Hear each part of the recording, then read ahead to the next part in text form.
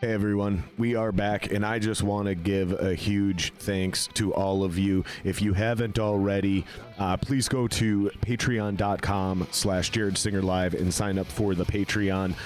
You can support us for as low as $3 a month. You're not just supporting the podcast as well. You're also supporting all the music that I'm getting into. That stuff's coming soon. We're actually currently working on it. Very excited.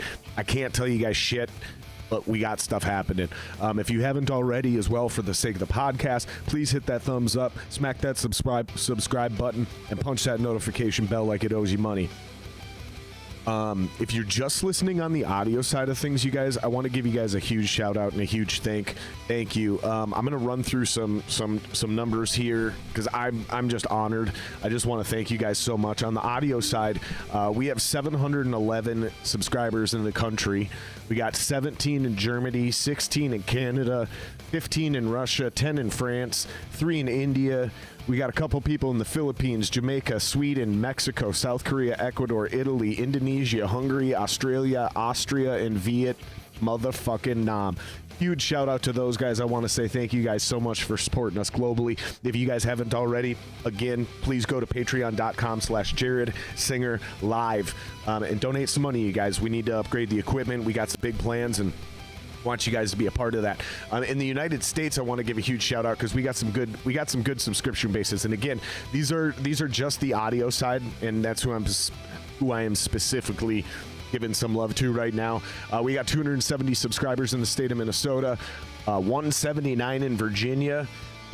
Building in South Dakota with 71, 32 in Nevada, and then the rest of these are basically like 18, 19, 20. We got California, New Jersey, Illinois, a few over in Wisconsin, Texas, Iowa, Washington, Pennsylvania, New York, North Carolina, Florida, Missouri, Ohio, Oklahoma, Oregon. I said that right. Kentucky. Didn't say that one right. South Carolina, Georgia, Idaho, Massachusetts, New Mexico, and Tennessee. That is damn near the entire country, you guys. There's just a few places we haven't infected yet, but we're getting there. All right, enough of that.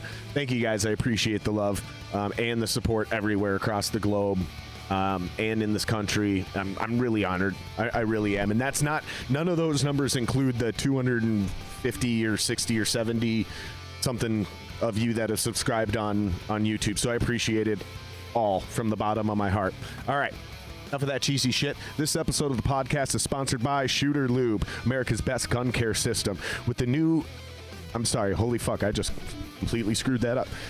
America's best gun care system. With the new technology, we have you cleaning your gun better than ever. The Shooter Lube military-grade weapons cleaning solvent is odorless. There's no water. It fully evaporates, leaves no residue, no hazardous ingredients per the EPA. It has a high flash point.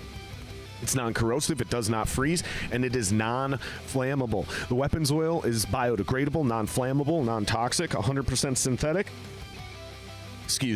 Low odor, non-staining, rust and corrosion protection, and it reduces wear and friction. They're offering free shipping over $35 with 100% money-back satisfaction guarantee. Join the revolution by going to shooterlube.com and saving yourself 10% at checkout. This episode of the podcast is also sponsored by wehost.warnerelements.com. Okay, now here's the deal, you guys. Warner Elements is your partner in growth. You guys need a website, social media, some sort of way to represent yourself to break out from the crowd these days. The starting point is this. Go to wehost.warnerelements.com, and with the promo code SINGER, for less than $100, you get an entire year's worth of hosting. You get a free domain registration. And when I say hosting, I mean like real hosting. So you get unlimited emails, unlimited disk storage space, unlimited bandwidth, unlimited everything, really, and a carbon-free footprint. So you have some nice guilt-free moments in there. You know you're not contributing to climate change or any of that crazy shit. So they're green. Great company. Go to wehost.warnerelements.com and use the promo code SINGER so you can get that entire package for less than $100. Now, what do you do once you got your website? Go ahead and hit up Warner Elements. Talk to those guys. So for starting at $400, they can build you a custom website to let your business work for you. Mention promo code SINGER and get 10% off your first contract with these guys. Okay, now at the end of the day, you're going to get a free consultation. with a down to the penny price, everything in writing. Use promo code SINGER and you're going to save an additional 10% on that number as well. Werner Elements, your one-stop shop for all your creative needs. Go to wernerelements.com. That's WERNER elements.com. All right. Now, my guest for today is Logan Stahlecker. I think that's how you say it. Stahlecker? Stahlecker? Who gives a fuck, right? Something German. And then I think he's a fellow Jew, actually. And I know the Jewish way to say this German name. It's Billy Schlump. But I think here in America, he's going to pronounce, because it's a German name, but I think he's like me. I think he's like a German Jew. We were Polish Jews. So, like, I had a Polish Jewish last name. I think he has a German Jewish last name. Schlump, I believe, is the right way to pronounce it. But I think we say Schlump here in America. I think that's how they pronounce it. So it's Logan Stahlecker, Billy Schlump from Störmbreaker. These are some young kids from town, but these kids are swinging. They are pulling zero punches. They're a throwback band from the 80s. You got to love it. You got to embrace it because you're going to know this name. If you don't know them, now you know. So with no further ado, let's welcome Logan and Billy to the podcast. Let's have a good time, guys.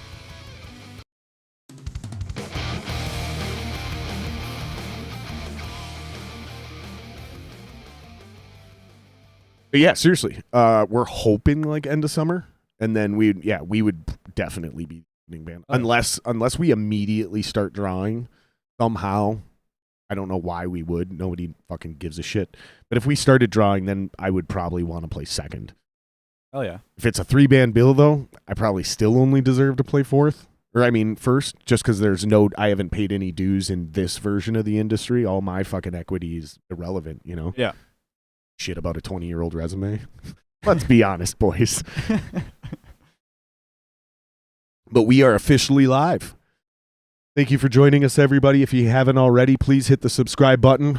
We're still on that grind to 1,000 subscribers. If you don't know, it is free. There's no obligation to do anything. You just help us, and YouTube starts paying us automatically when we hit 1,000 subs. So we're still on the grind. Awesome. Please make sure you guys do that. But thank you, boys. I wanna give you guys the proper introduction. Cheers. Fucking Störmbreaker. You guys are hands down the number one requested guest on the podcast. And it started back when Wally came on and talked about you guys and said he was recording your new stuff, which we have one of those tracks tonight. So if you guys are kind of curious, I'm not going to do the whole backstory because it was already, you guys can go back and watch some of the Wally podcasts if you're interested. But he had mentioned that he was currently recording this stuff, but you guys already have shit out there. Yeah. Yep. And so there was enough people in the scene and industry who went and checked it out, and they were like, dude, that band's legit. You got to have them on the podcast. And you guys quickly became the number one requested guest on the podcast. Oh, yeah. If not the Thank you. If not the first, you guys might also be the first.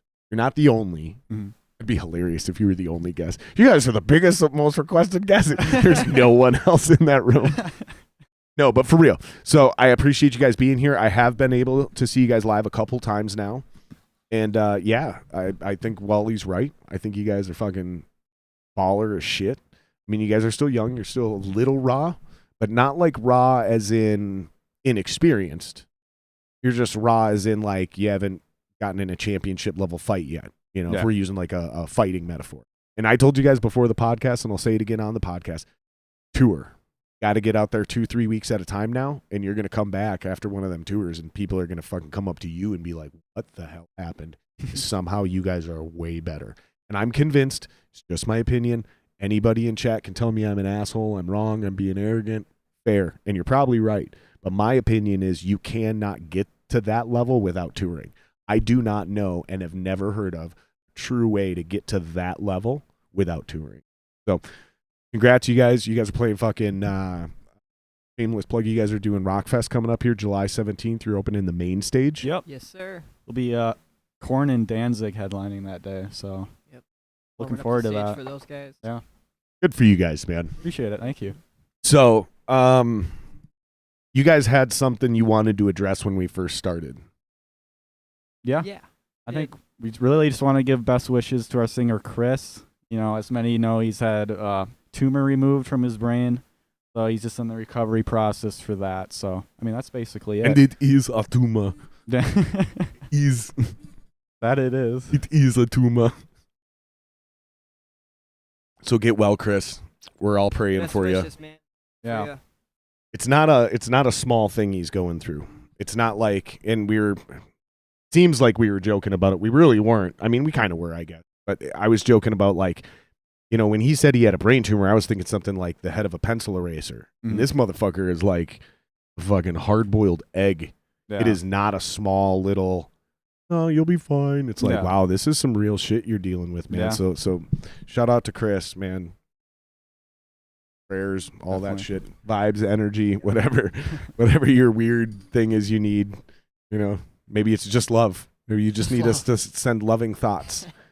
I don't know, fucking people. We were joking about that too. People that mock, like, oh, you know, thoughts and prayers, and they're like, your thoughts and prayers are worthless. Then a month later, they're like, send vibes and energy. It's like, just be thoughtful. Yeah, definitely. Whatever you do to care about others, do that. Yeah. Pick your words. You know? Sure. But yeah, seriously, man. Get well, dude. Get well, Chris. Does he have like a fucking GoFundMe page or something? Not that I know of. No. You should start one up for him. Yeah. I don't see why not. Yeah. Huh?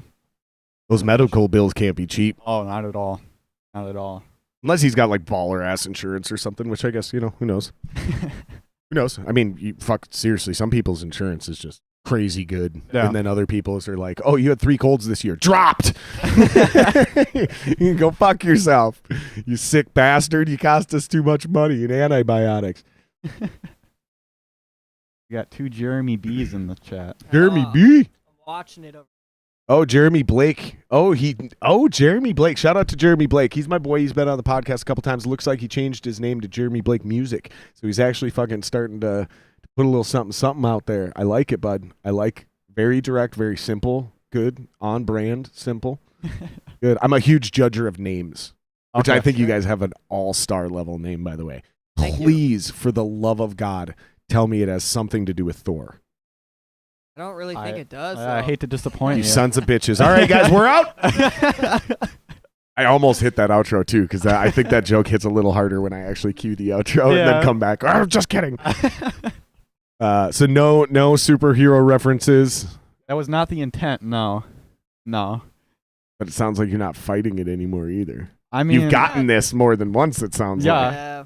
I mean, it's cool. So where did it come from? Came from a Harry Potter book. Hold that closer to you, bud. I believe it came from a Harry Potter book that one of our old members was reading at the time. With the umlauts and everything? That we added in. Okay. That was our own. You just thought it was a cool name, pretty much. I did, yeah. Why'd you add the umlauts? I don't know. It looks cool. Okay. That's no further explanation needed. I mean, seriously, it's metal. We don't need vast, deep reasonings to do really anything. For sure, yeah. Sometimes it's just because it fucking looks cool. That's cool. I think that's how Motley Crue ended up with them, too. They were like, it just looked cool. Yeah. We thought it looked cooler. Yeah. I think that is the depth of it, but I could be wrong. So don't eat me alive in the comments, you guys, please. But so who started the band? I'm curious about this. When did the band start and who started it? For Billy. It probably but not you. No, I'm not an original member. No, that's so funny. Ask Billy. So not you. You definitely didn't start it. It started with me and the drummer, and we were your current drummer. Yep, current drummer. And his name's Logan, right? Another Logan. Yep, 2 Logans in the band, and it started out as us as a 3-piece, and then we played some shows around town doing that, and then from there we branched out and found Chris, and then we had played with one of Stahlecker's older band before, and just were friends for quite a while. We were just while. friends for quite a while, and we're like, hey man, we're looking for another guitar player, you know, and kind of joined forces. So did you guys grow up together? No, we met through mutual friends with music, and we were probably friends for about maybe good 3 years before I joined, I would say. And you had been doing music, 'cause didn't you go to School of Rock? I went to School of Rock, and then I went to a performing arts high school. I wouldn't be surprised. In Edina? No, I went to the one in St. Paul. And then there's one in Did you ever shop in Edina, Roseville? Guitar Center? Either one of those? Yeah, yep. Either one? Roseville mainly, yeah. Mainly? Yeah. Because I was going to say I sold a lot of guitars to you rock school kids. I wouldn't be surprised if I sold you one of your first shitty Gibsons. If you have an Epiphone Les Paul, it's probably my fault. If you went to rock school and you ended up with a Les Paul, it's my fault. And I made a lot of money off you kids. Epiphones. They were good guitars. Okay, so you were doing shit. Yeah. You had Störmbreaker going. What Yep. did you have going before you got into Störmbreaker? What did you have a real band yet, or were you just doing the? I mean, there were bands. I mean, there were high school friends, pretty much just jamming. It wasn't anything too serious, you know. Was this a high school band when you started it, Billy? Yep, it was. And Yep. was it serious from day one, or was it just like, hey, let's fucking start a band, and then you got serious? I think we always wanted it to be, but we weren't at that point or time yet, so we were just kind of having fun with it Okay. at the current time. When did you know you had something legit? Was it before or after? Definitely after Stahlecker and Chris joined, and then I think the pieces kind of started to mold together more, and everybody was kind of like, "Oh shit, Okay. let's do Yeah. this thing," you know? Let's fucking send it. Yeah, it was like, I mean, I've been in a bunch of music things, but like when we first got together as a 5-piece, that's when I actually really felt like, you know, like A we chemistry. could do something cool, you know. Yep. And your bass player's super new to the band, right? Yeah, is. like as of like maybe half a year now, he's been in it. Maybe not that long yet. Yeah, pretty close. Can you I'd say, confirm, though. Jeremy? I don't know. I The know he's only on guy there. in your band, well, there two guys in your band don't perfectly personify the 80s like you three do. Like all the dudes playing strings in your band, so you two and the bass player, perfectly personify an 80s vibe. Between the way you dress, your bass player's haircut, Yep. Yeah, and just your sheer playing, right? Like, and some of your outfits a little bit. yeah. Dude, it is so, I love it. It's such a novelty for me. Like, it warms the cockles of my heart when I fucking, who made that? Where's that reference from, Brad? That's some old shit from our generation. It warms you deep down into the cockles of your heart. I think it's really funny that a lot of people know Billy as like the fishnet guy now. Yeah, we Yeah, even they- put the no, tag. yeah, We they even really put the do, tag in the yeah. description. Yeah, they do. Fishnet. Yep. Fishnets. I think we should bring it back. Oh, here's another one I I had. agree. And I want to get all these cheesy fucking questions out just because I am genuinely curious, and I want to do a half decent job of interviewing you boys, and then it goes off the rails really quick. This is going to go off the rails really fast, you guys. Okay, so did you start off with the direct intention to recreate this sound, or did it just by sheer coincidence end up that way, or did you start off something completely different and end up with this sound? I think maybe a little bit of both, but definitely for sure we always wanted to do Technically, there's 3 options in there. like okay, well, I guess I didn't hear the No, third just one. My bad though. don't But for don't sure. even answer which one. Just explain to me the story of how it happened. I think all of us in the band always liked the 80s. We always loved what happened there. We always loved the music, the hair, the glam, the metal, all of it. And so I think we always kind of wanted to do something a little retro like that. But I think definitely as we keep going on too, we'll make sure our sound is always us, but expand it more too. You know, we're not going to stay stuck in one era. You know, Yeah. keep moving forward and try different.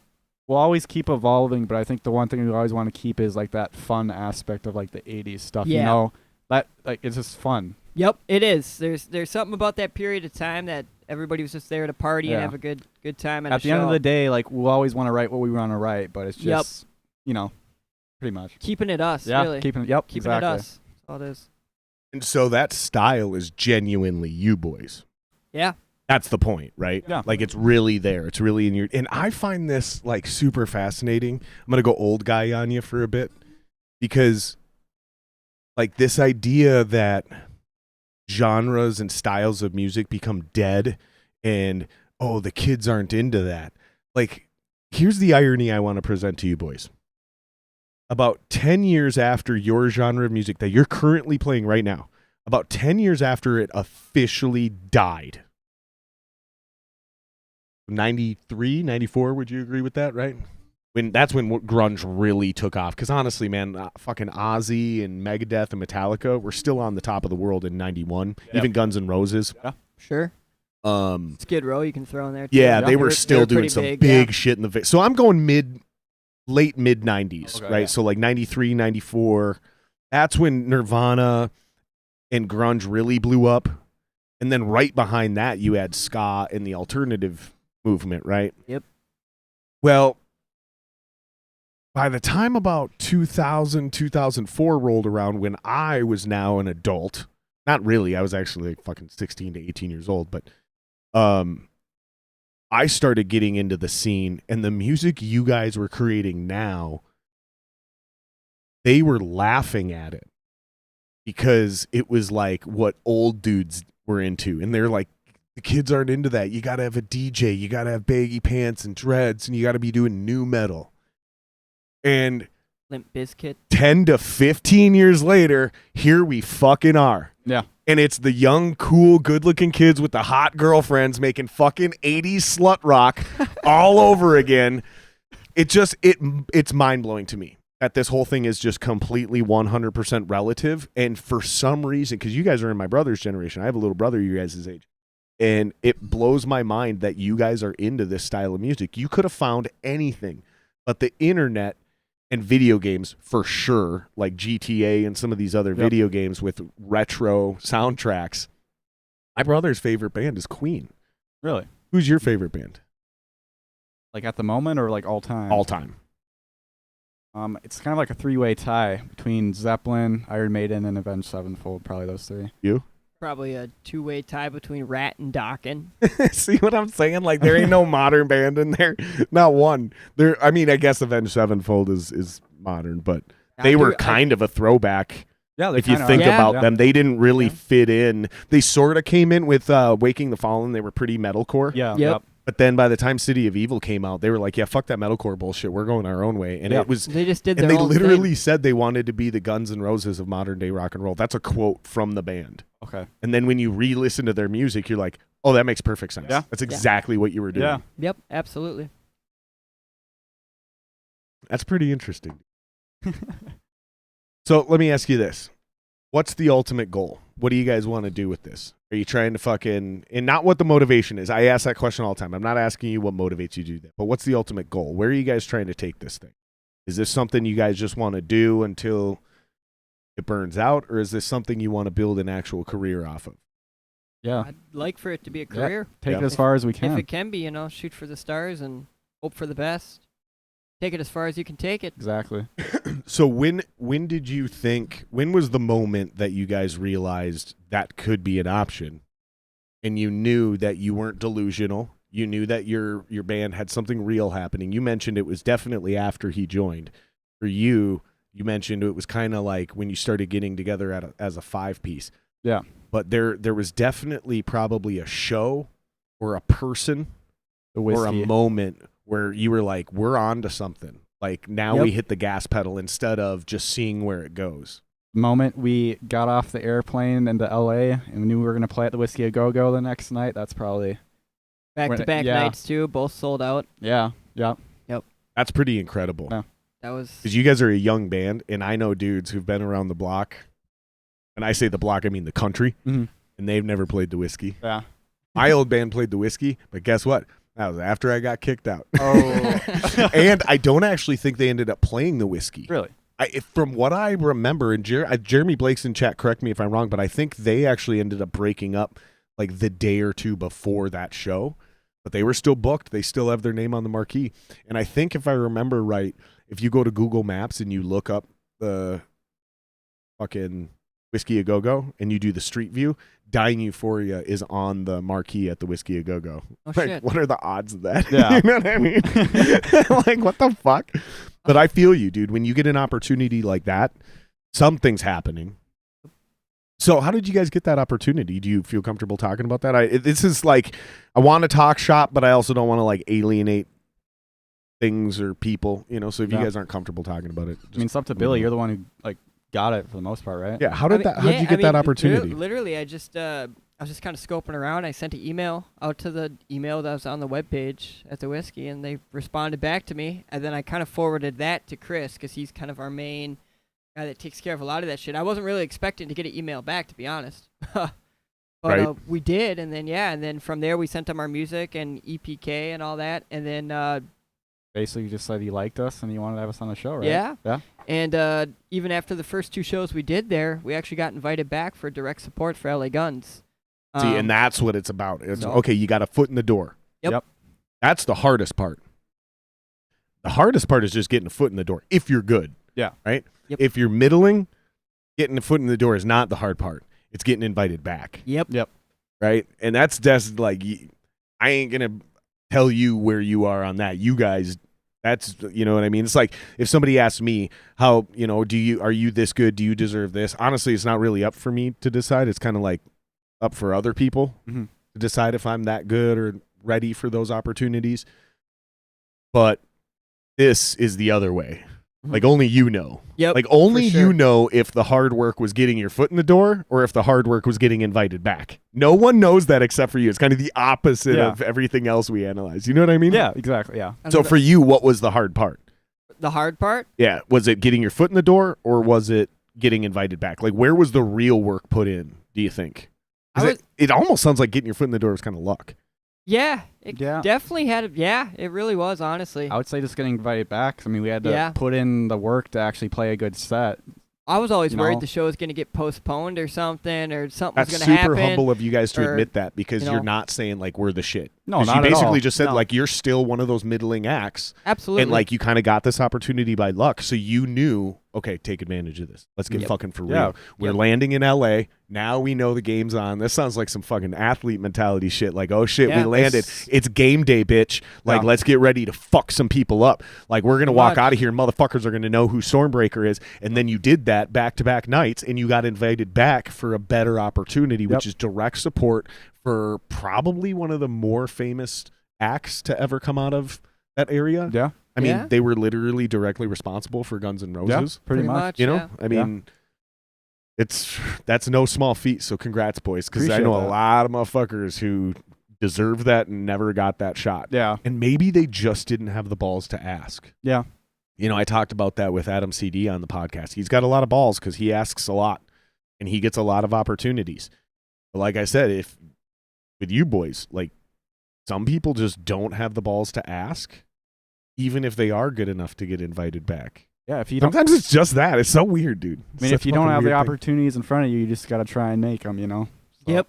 And asking is the biggest thing. That's why I'm fucking giving fucking Adam a shout out, because that's one thing I have in a tremendous amount of respect for him on, is he will fucking have the balls to reach out and be like, hey, can I open for you? Hey, can I come on your podcast? Like, there's a lot of people that wanted to come on the podcast but didn't want to reach out, so they just waited until I contacted them. I was like, I would have loved to have you on 3 months ago, and they're like, I didn't want to be that guy. It's like, you realize if I didn't want to be that guy, you'd never come on. One of us had to be that guy. Yeah. You know? Like, fuck, dude. And if you're just waiting for people to discover your band, probably not gonna happen. Yep. You got to put that out there. You got to go find those fans. Exactly. Well, other than Rockfest, what do you guys got coming up? You got an album release, right? Yeah, just finishing up the album is. You have a date? No. We have probably half the album fully recorded that we're getting the mixing done, and then there's a few songs that we have just a little bit left to record. I think our plan is probably just to release some singles throughout the summer, and then probably sometime later in the year release the full thing. So what I've heard about this. Mm-hmm. So it's kind of a new wave thing that you guys are doing in the new generation. Do you guys put them out as singles online? Mm-hmm. And then you wait a while, and then do you pull those back and re-release them as an album? Or do you just basically release an album track by track and then at the end of it call it an album? I'm very confused by this. Well, I don't think we plan to like release all of them as singles, just like, 3, 4, 5 around there. The few, yeah. Like actual singles. Yeah, I mean, they'll still be on the album. I think it's cool if you and then dump like 5 more later. Yeah. I mean, we'll still release the full album, but I don't know. I didn't think it's good just to release a song maybe a few weeks at a time. It just always seems like you're putting new stuff out. I mean, if you just put the album out right away, you're going to listen to it all in a day, and then that's it. Yep. If you space out the music, you're always going to have something new to listen to. You got to build it up. Yeah. Build up the anticipation to it. Exactly. Interesting. Yeah. That's really interesting. And not in my condescending way I usually say that. Yeah. I'm saying it's interesting because like I have a hard time comprehending it. Okay. And this is like me being the old guy who can't use his iPhone moment. Yeah. You know? Like I'm like, God, that's such a obscure way to think about it. It's either stupid or it's genius. Mm-hmm. And I'm not even smart enough to figure out which one. You know what I mean? Because I'm like, fuck, do you want to delay that gratification? Or do you want to like give your people all of your content so they can listen to, because this is how we consume music when I was young and way younger than you guys, way younger than you. Like, so when we were kids, right? you release an album around this time of year, and that was my soundtrack for the summer. Mm-hmm. Or you released it like Metallica did in the fall, in September, and that was my soundtrack for the school year. That's how I think about it, right? Mm-hmm. But that doesn't mean I know what I'm talking about. Like, clearly that old school shit ain't working anymore. But it also goes in cycles too. So I'm wondering, like, that's either a brilliant move or it's super short-sighted, and I have absolutely no ability to tell which one. Yeah. I have no idea. But I've heard this from all the young bands that are doing good shit. That's what you guys are all doing. You release a few singles first, almost like they used to do on the radio. Yeah. And then you drop the album. I think like streaming has a lot to do with it too, you know, Yeah, because for like sure. everyone makes playlists and listens to their songs. No one, like, a lot of people don't really listen to like full albums anymore, you know. I fucking do. If I you write do a good too. one, I do if too, you write yeah. a good one, that's Yeah. what I want to do. Yeah. I want to find your album, put that motherfucker on track one, hit play, and Definitely. not need to skip a track. Yep. I'm still an advocate of give me an album that is all killer and no filler. I'm 41. But it sounds like we're in the minority. It sounds like this is not how the masses consume music anymore. Unfortunately not, yeah. No. Now I'm the old guy going, fuck, I like to better the old way. I've been railing on the old guard. Those are my people. I came up in that scene, and, you know, most of them did more successful things than I ever did. You know, some of my biggest successes came as a jobber, you know, under non-disclosure agreements for obscure upcoming female country acts that no one's ever fucking heard of because they never worked out. Yeah. I still can't fucking talk about them, you know, because they were signed by actual agencies and shit. That's where the majority of my real experience came in, and no one fucking cares. Like, it doesn't mean anything. Yeah. It just means I know where I rank in the musical world. Like, on a scale of 1 to 100 on drumming, I'm like a 40. I can trick people into thinking I'm a 65 or a 70. Yeah. But trust me, I ain't, bro. I'm like a 40. Like, I know where the fuck I stand. That's what that shit'll do for you. And then you do get some of the rub. If you're lucky, you get the rub. Not you get discouraged and you go home with your tail between your legs. It's pretty much all a lie. Like, it's a lot of hard work. It's a lot of stinky vans. It's a lot of being hungry, Yeah. dehydrated, and feeling like shit. Yep. Fucking dirty laundry. Fucking farts. Band members who snore. All the good stuff. If you're really good, maybe some fist fights. Yeah. It's not all glam. It's actually not, once you really get into it, it's actually not a lot of fun. Like, eventually the fun gets sucked out of most of it until where all you got is the stage. If you're really fucking lucky, still rehearsal. Yep. But at some point in time, the studio starts sucking. Like, luckily, I've never hit that point. These are just stories I've been told. Yeah. But at some point in time, for every musician, like, it all just turns into work except for playing live. And the longer that takes, probably the better. Definitely, yep. That'd be my guess. Yeah. I'm lucky enough, but I was also the kid who liked going to baseball practice. Who the fuck am I? I'm clearly the weirdo in the room. You know what I mean? Don't listen to me as if I actually know anything. I'm just giving you guys my. Because honestly, I think the only thing that could possibly bite you boys in the ass is hubris, overconfidence. Because Yep. you guys are going to get a lot of fucking compliments and a lot of people riding your dicks. And as soon as you start buying into your own hype, that's basically the end of the line. Just a ticking time. So as long as you guys can somehow figure out a way to stay driven and stay humble, but stay a little cocky. Keep that little tiny bit of cocky arrogance in there, because honestly, you will always be your biggest supporter and your biggest hater. Yep. So when you start falling off and motherfuckers turn their backs, you're going to be the only one supporting you and motivating you to get back after it again and prove it again. Yep. So don't buy it. That's honestly, that's my career wisdom for you guys. Is fucking, you got a great recording. You guys are doing everything right live. Oh yeah. Go on tour and don't get overconfident. That's it. That's my advice for you boys. Go on tour Good don't get advice. overconfident, because that'll be the thing that brings you down, is hubris. Okay. It'll be buying into your own hype, because everybody's going to tell you how great you are. You're going to run out of people that tell you need to work on something, Mm-hmm. and then you become complacent. I mean, it makes perfect common sense. Yeah. But whenever somebody thinks about themselves, they're like, "Oh, I would never be that." Mm-hmm. Trust me, we're all that guy eventually, unless you're The Rock Yeah. or Joe Rogan. And those guys are like 1 in a million. So honestly, ask yourself, are you that 1 in a million guy? And do you have 2 of them side by sides? Probably not, because I don't think I'm that guy. I get burnt out. I get discouraged. Yep. You know, I get cocky. I get arrogant. I get I'm definitely not The Rock or Joe Rogan. I don't have that kind of pure militant discipline like those guys got. And unless you guys do, just always be conscious of that. Like, Definitely. my biggest fear, tell me if you guys feel this yet. You're writing a song, demo, and you send it out to your boys, and everyone's like, sounds awesome, sounds good. That bother you yet? Actually, yeah. No, I know. Yeah. I know what you mean. Yeah, I know what you You mean. know what I'm too. getting at? Yep, because I know you're what getting questioning whether it really is good, Is or, good not, or not, and they're yep. just saying that, you know. to kind of float your boat, you Yeah. know, so they don't have to tell you it sucks later on. Yeah. Right.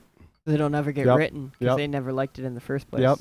Yep. I know No, exactly yep. what you got, Yep. what you're talking about. Yep. Oh yeah. So I got a small group of people that will tell me, dude, that's annoying. Like, it's a cool idea, but you play it too many times in a row. Yeah. Or that whole last chorus is useless. Cut Mhm. that in half. Yeah. Sure. And I don't always agree with them. Yep. But I fucking really appreciate those motherfuckers because they're the only ones who I can trust. You know? Means like they're actually Yep. listening to it, you know, and not Yeah. just saying it's good. So. Yeah, friends, Yeah. family, you guys are out the door. Yep. It's got a good beat. I like it. I like it. Cool. You've never once come to a show. Like, liar. I love you, but you're lying right now, and that's not helpful. Niceness really doesn't help us. No. Right? Yeah. But that's the thing, is in our industry, everyone wants to kiss your ass. And I Yep. think you guys are starting to see that. You know, I was talking with the Revenant Soul Boys. You know, they're starting to see it a little bit. Uncle Daddy, those boys are starting to see it where, you know, you get done with the show and everybody wants to be your friend. Everybody wants to hang out and have a beer and tell you why you're great that night. And just be careful, dude, because I bought into my own hype and it literally destroyed my career, and I've been trying to rebuild it ever since. Yeah. That's the only advice I got for you. The second I get off stage, I'm always my biggest critic. You I've can- always had so that. am I. Yeah. I'm always critiquing. You can how both I play. humiliate me on guitar, so I ain't even touching that fucking fuck that. You're the last 2 I'm giving guitar advice to. Nah. Pass. Brad, you got something you want to say? Guitar advice got brought up. I'm out. That is true. That's good. Just if anybody's confused, we got an in-studio guest, Brad Stahlecker, the OG himself, Brad's dad. That is him. I hang out with Brad at shows, so that's why I told him. I was like, well, fuck it, dude. You should just come hang out and fucking make sure I don't humiliate your sons. I refer to you guys Yeah. as his sons. We both are. Pretty much. Yeah, it's either your boys or the boys. That's how we always refer Yep. to you, is the boys. The boys. He hit me up. Hey, did the boys get you what you need? I was like, they're good, man. Making sure we're on top of it. Hell yeah, dude. Let's do this, man. I want to play. We got a new song to play, but that's not the first one. The second one we're going to play is the new song. Okay. Cool. Now, for anybody who's seen you guys live, you guys do play the new song live. Yep. But if you haven't seen Störmbreaker live, this song is not currently out. It's a new song, and we're going to get to it later. But the song we're about to play, the one that starts off with the riff. Oh, Last to Know. Okay, that's what this song is called. All right, so we're going to play Last to Know. I really like this opening guitar riff. It is just like the epitome of fucking... It spanks. Like, I don't remember who I was on a podcast with, but somebody was like, you say that a lot. Like, what does that mean? The spank. This is the fucking spank, boys. This is the fucking spank. This opening riff is just like, it really has nothing to do with how elaborate or heavy it is. Kind of like sass. Yeah, I know. Yeah. It's fucking spank, man. Yeah. This is the fucking spank right here. It's got So that let's bring sassiness. up the old media player. It's been a while since I've been down here. I'm not even drunk yet. I've had fucking 2 beers. I'm fine. I still don't know how to run my gear. I'm a fucking amateur, dude. This is hilarious. All right. So it's track 1. Boom. Woo! That's it, baby.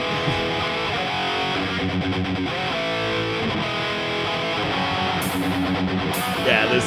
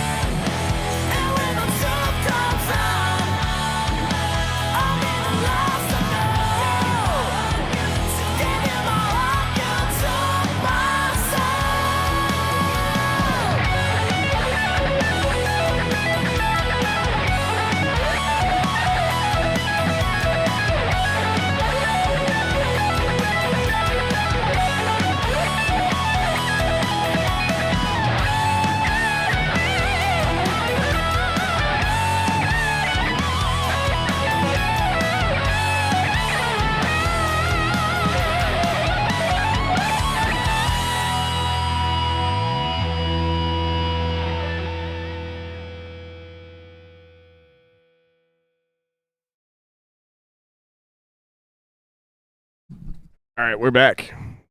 I mean, we never really went anywhere. They could see us the whole time. They just couldn't hear us. Yeah, it spanks, dude. It fucking spanks, man. Like, it's just... And Wally did such a great job of capturing your sound on record. He's really come up. I actually talked to him today for a while about it. Oh, sweet. When I first knew him, he's always been a great producer, meaning he's not an engineer. An engineer hooks up microphones, they hit record, that kind of shit. They discuss preamps and things like that. Very technical. The producer is the creative guy. He's the one who's going to come in and be like, dude, your fucking vocals in this line. Nah, man, do this. Yep. Or, oh, you know what you guys are doing? Here's why this isn't working. Instead of playing a G there, play a C. You're like, what? He's like, just trust me. Play the whole riff, but instead of ending on that G, end on a C. And you do it, and everyone looks up and goes, holy fuck. Yep. That's what a producer does. Yep. That's what Wally does. However, back in the day, this was his like only weakness. Yep. Is every band that would go into his studio would come out sounding the same. Mm-hmm. Somewhere in the last 3 to 5 years, and I just had this conversation with him today on the phone, so I fucking know I can say this in public. Plus, it's a compliment. It's not like I'm actually talking shit. Why am I preferencing like this? It's a bad thing. But somewhere in the last 3 to 5 years, he hit a new level where he is completely shed his own ego and sense of what's good, right? Mm-hmm. Yep. And now he is a true producer who is able to come in and completely change what he's doing so he can capture your band's best version of your sound on record and take that shit to the next level musically. I fucking love that guy. He's also producing my record, and the level of excitement that went through the roof when I heard this shit, because I was like, that was my only fear working with Wally. It's like, I've heard the bands you've worked with, and I want to do it because you're probably the best producer I know, and he wants to do it, and that's always the biggest thing, right? You want your producer to want to work with you. Yep. You don't want him to be reluctant or complacent, because then he turns into an engineer. Yep. And he was stoked for it, but I had this tiny little fear in the back of my head that he wasn't going to understand how to capture that 80s spank. Sure. I play a 51 fucking 50 for goddamn a real one, not a 2, not a 3, not a 60, like an old school 51. And I bought that version of that head specifically for a reason. Like, I didn't want this other sound. I wanted a very specific guitar tone, and I play a fucking Les Paul with humbuckers. Fuck yeah. And then I heard your record, boys, and I was like, all right, we are in good fucking hands because my record's going to spank. Plus, he's got really good chemistry with my singer. He's done a lot of Jeremy's old shit. So between recording Störmbreaker and his chemistry with my singer, I don't think my project could be in better hands. Oh, yeah. Have you guys started already? Absolutely. What's that? Have you guys started already? Or recording? Yeah. Sort of. Still planning it out? We're doing like this weird version of like analog and digital tracking. Okay. Like, so we're like conceptualizing by sending shit back and forth, which I hate. Mm-hmm. And then we're trying to get in a room and jam. We're doing like pre-production demos, but we're also like re-rehearsing things to make sure like we can track them organically and acoustically. It's very hard to explain. Probably, I am probably doing this the worst because I'm trying to blend like the new school and the old school. I'm a get in the room guy. Bro, let's get in the room a couple times a week, 3 times a week for a few hours, hammer it out where like we both know what's going on. And we're also kind of practicing for live shows at the same time. This whole idea of like writing the best music you can, and I send you my track, and then we lose those inspiration moments where you fuck up a riff. And then all of a sudden, Logan, dude, hold on, do that again. And you're like, wait, what, this? No, I fucked up. And you're like, yeah, do that again. And then because you all of a sudden heard something, you harmonize it, and you both go, oh, that's the shit. Yep. Done. That wouldn't have happened sending tracks back and forth. Yep. Because you would have played it perfectly before he ever heard it. Yep. So I don't know.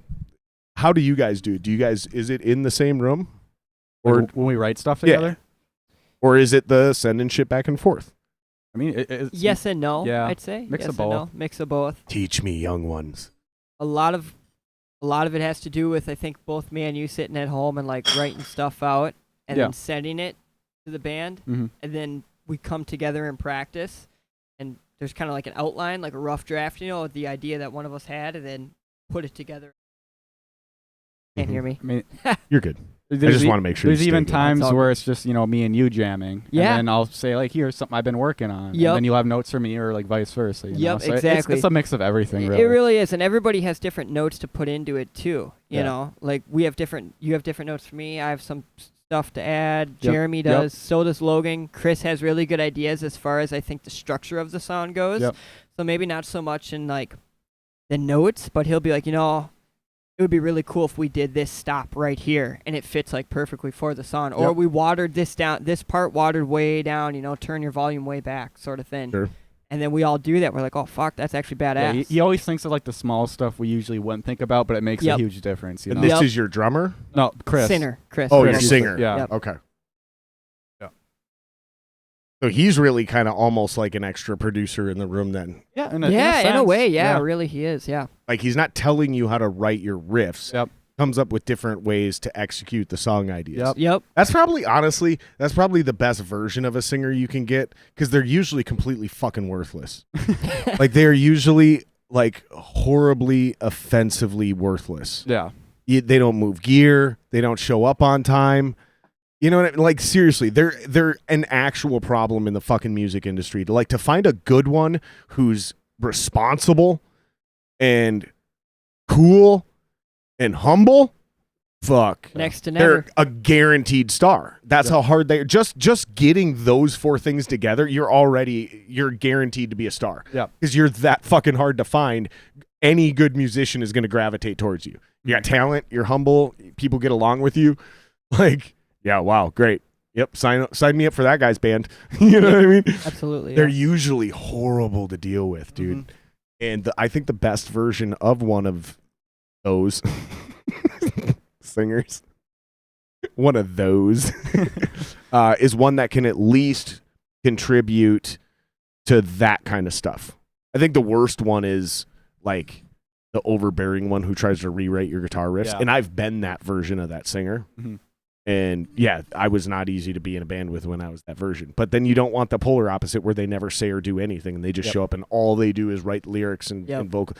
It's like they're almost not even in the band. It's like the band and then the singer. Yeah. So it sounds like he's like really good at incorporating himself into the songwriting process without being too a dick overbearing. stepper. Yeah. Without being a dick stepper. Absolutely. Like, I think everybody is, honestly. Everybody has that's hard to find, dude. Has a really good part. Everybody plays a part in the songwriting. Yeah. I think.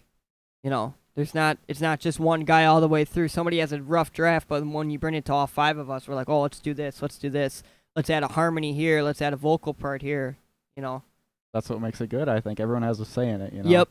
I agree. You're only hurting yourself if it's one person. Yeah. So as guitar players, when you guys are coming up with a song, when you're writing a song, and I understand how wide open this question is, but where does it start? Like, and I understand it could be every time might be different, but like try to give me some version of maybe just pick a song and tell me how you came up, where that inspiration, like what is the process of your songwriting? Where did the idea of the riff come from? Like all of it.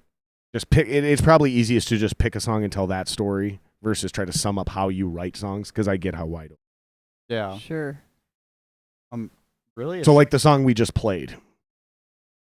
That's Billy's one who like came up with the main idea for that. So yeah, So when you sat down and came up with that song, where did the first seed come from? Like you're sitting down at a guitar. Yep. I actually was at the Tesla show at the Myth, and I don't know what it was, but I just had this kind of spark in my head. I was like, man, I really want to write a new song, And then I just kind of started riffing around with shit, and then came with that idea. So was it an accident? Did you stumble on it, or did you have a vibe and then just like explored the neck until I think you found there was a definite vibe there that I explored the neck and just kind of shaped it into something that I thought sounded cool. Sometimes when you just see like a really good band like that too, inspiration hits and you don't even really know like how to explain it. It's just I don't know. There's an energy there that kind of transmitted from the band on stage to you, and you're like, man, I want to go fucking home and write something cool. I know exactly what you mean. You know what you mean? Yeah. I do too. And you're not trying to write one of their songs. You're not trying to be them, but for some reason, it's like the rub I kind of talked about. Like you get a rub of creative energy coming from that, and you're just like, Because I've done that too, where sometimes I get on my guitar and I accidentally play something, and I'm like, ooh. Sometimes I hear a chord or something in my head, and I explore the neck until I find that one chord. Yep. And then I go, ooh, there she is. Where's the second chord? I hear it, yep. but I don't know where it is because I don't know enough theory. So let me figure this out. Okay, there. Now I got my second chord. And then I go, okay, what am I hearing? Is it a 3 or is it a 4 chord progression? Because I like to keep it dumb.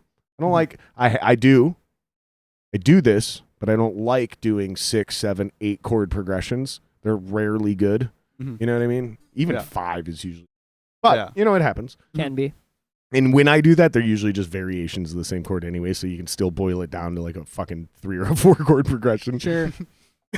But yeah, sometimes it's like exploring the neck, and it's almost like molding clay, right? Yep. Yeah, it is. And like sometimes you'll just wake up with a melody in your head.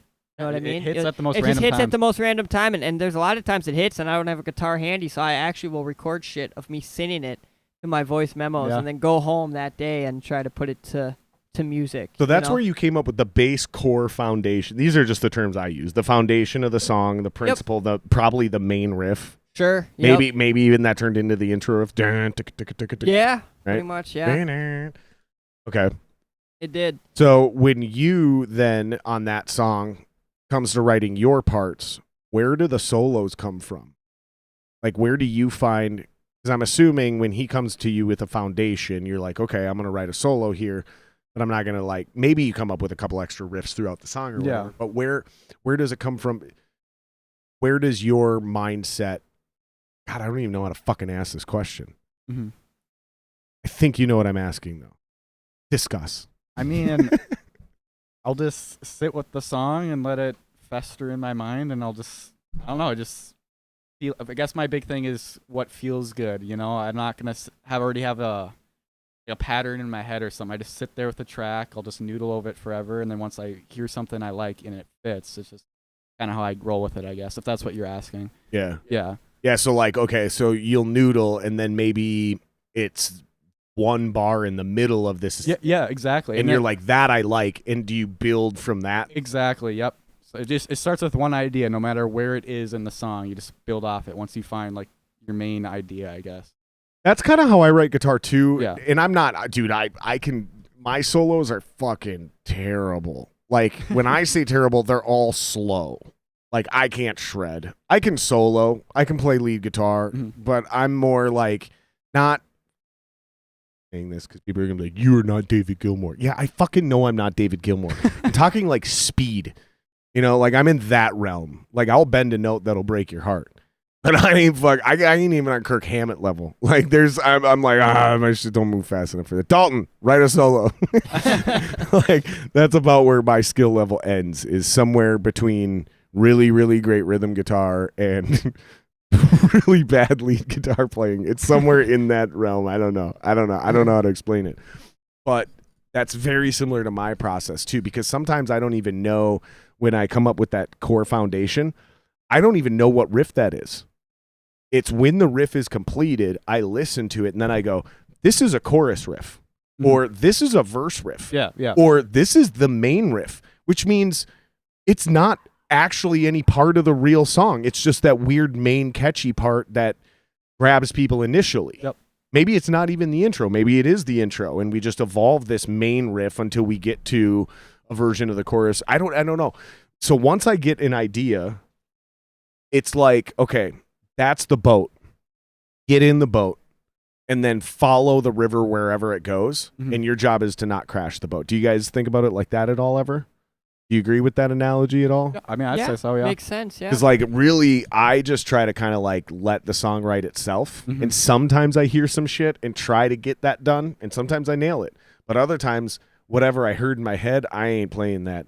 And I'll stumble across and write something else. Yeah. Sure, yeah. That's where the river went. I wanted to go this direction, but I ain't strong enough to fight those rapids. So I end up on this little side crick over here because I got little basic pitch fingers. You know? You guys aren't limited by those same limitations. So do you guys ever challenge yourselves when you're writing, or do you just write for the song? Or do you ever go, I want to fucking dial it to 11, and then you can't, obviously, so you dial it back a little bit? I mean, yeah. Yeah. Yep. I know me and Billy are already in process for writing the next album after this other one's going to be released, and I think trying to do that, trying to challenge ourselves, do stuff we haven't done before. Just Yep. I'm trying to explore new tunings and change kind of not change our sound entirely to make it not us, to sound like a totally different band, but to do something evolving, do something a little different, a little drop tuning, mess around with a bunch of different shit, that I didn't really touch before as much. Yeah. So try to experiment. We're going to be boring if we keep writing the same stuff over and over again. Exactly. There's only so much you can do in one. In my opinion. I would always agree with that. Mm-hmm. Until the last 5 years of my career, because I've been diving more into certain bands like AC/DC, and they have flat out admitted that they have tried to rewrite the same song 12 times X amount of albums that they've written. 12 tracks per album. Yeah. That's their whole thing, is they're trying to rewrite the same song pretty much over and over and over again. Yeah. So, and it worked. They're one of the most prolific bands of all time. But I still agree with you guys. Yeah. I still agree. Because honestly, even if you could do what AC/DC did, you'd probably get bored along the way. Yeah. I wonder how they keep that I guess they're a huge band, so they always play good shows. I'm just wondering how you can always keep that exciting, playing the same stuff. Same chords over and Every over again, song, just different variations pretty much. Yeah. I would lose interest fast. Yeah. So when that happened to us, we started getting weird on stage. We started getting goofy. I got super not homophobic. I got super I'm gay. I don't know how else to say it. Yeah. Flamboyant. That's the word I'm looking for. Super flamboyant. Dude, I started booty dancing during blast beats because I was in a brutal metal band.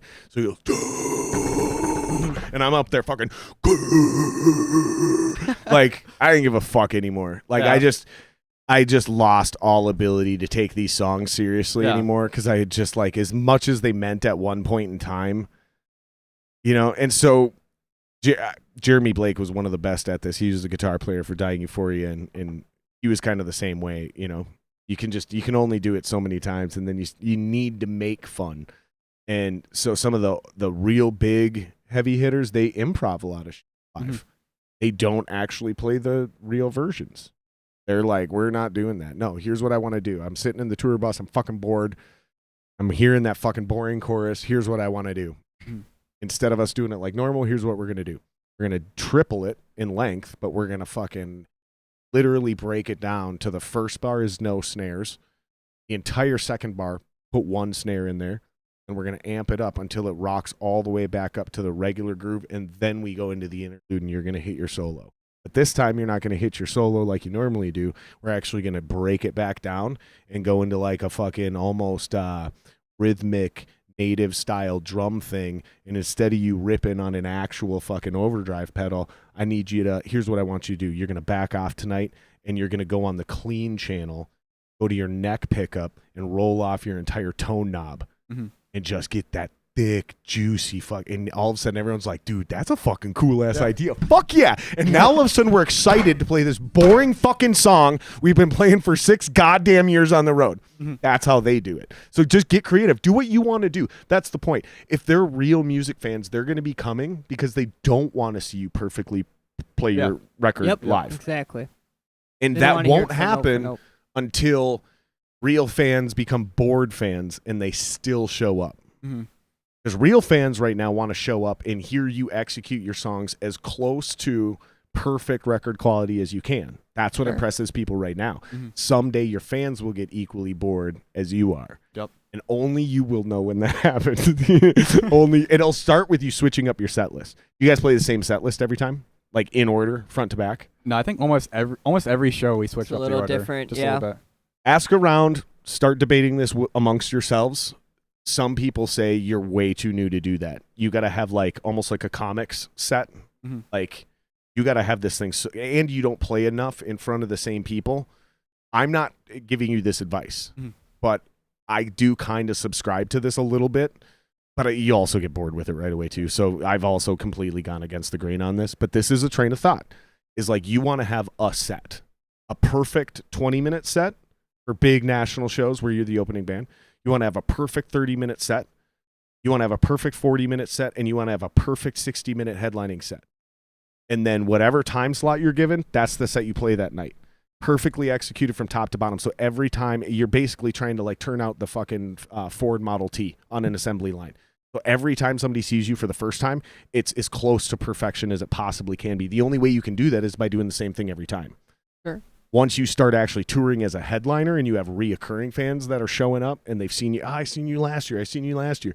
They don't want to hear the same version point. But this is not necessarily advice. This is just an opinion, and I don't know what the truth is. You guys got to just kind of like decide that for yourselves. If switching up the set keeps it spunky and fun for you, maybe that's the best idea to do it.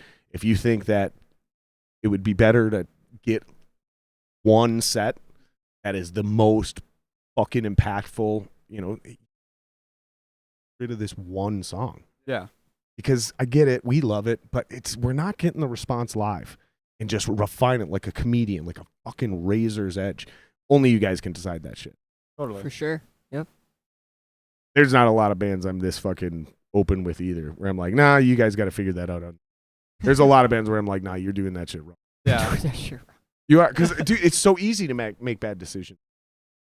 Yeah. And I feel like I'm doing a lot of talking because you guys aren't making a lot of bad decisions.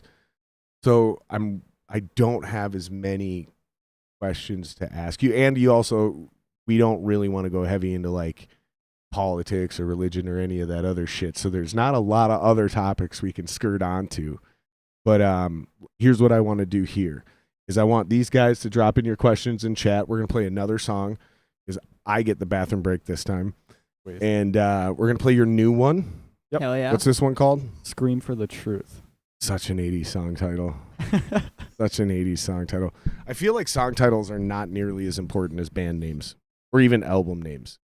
Yeah, I think I could agree with that. Yeah. You know? Yeah. Like you can name a song almost whatever you want. Yep. But like your band name, you get a bad band name. It's kind of doomed right from the start. Yeah, I exactly. think so. Pretty much just fucked right from the get-go. Yeah, because if I hear out your the band starting name and you gate. sound cheesy, I'm gonna be like, I'm good. Yeah, Yeah. totally. Same. And I'm not being like, oh, I'm so cool. You need to come up with a band name that impresses me. I'm saying, no, I'm an average person. Mhm. I'm an average music listener. I'm an average thinker. This is how most people think. Yeah. Oh, that sounds like some bullshit. Move on. If you're dismissing me right now, you're dismissing a million music listeners. That's what I'm getting at. It's like, think Yeah. like a common person. Come up with a name that most people is like, that's pretty cool. Come up with a name that like 19 metalheads like.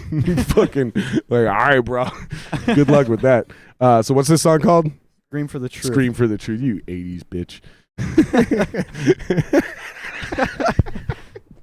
My buddy calls us 80s babies because we were born in the 80s. Okay, yeah. And then he'd call you 80s babies because you're young and you're into 80s music. But Yeah. it's like, Oh yeah. now I'm coining the term 80s bitch. That's Fucking when do you it. go all in on your, like Greta Van Fleet, 70s bitches. They really Oh, are. for sure. They went all in. Absolutely. And good They for did. them. I'm not talking shit. I'm not hating. Yeah. Smart move. They went full 70s bitch on the bit. Yeah, Like, they yep, did. we're going in. We're going all in. All right, media player active. Boom, boom, boom.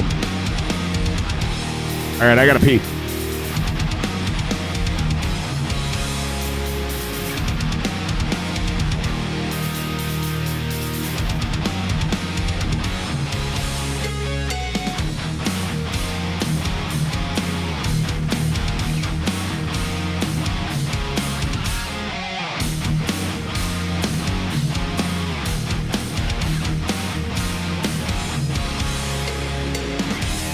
Have we lost our way?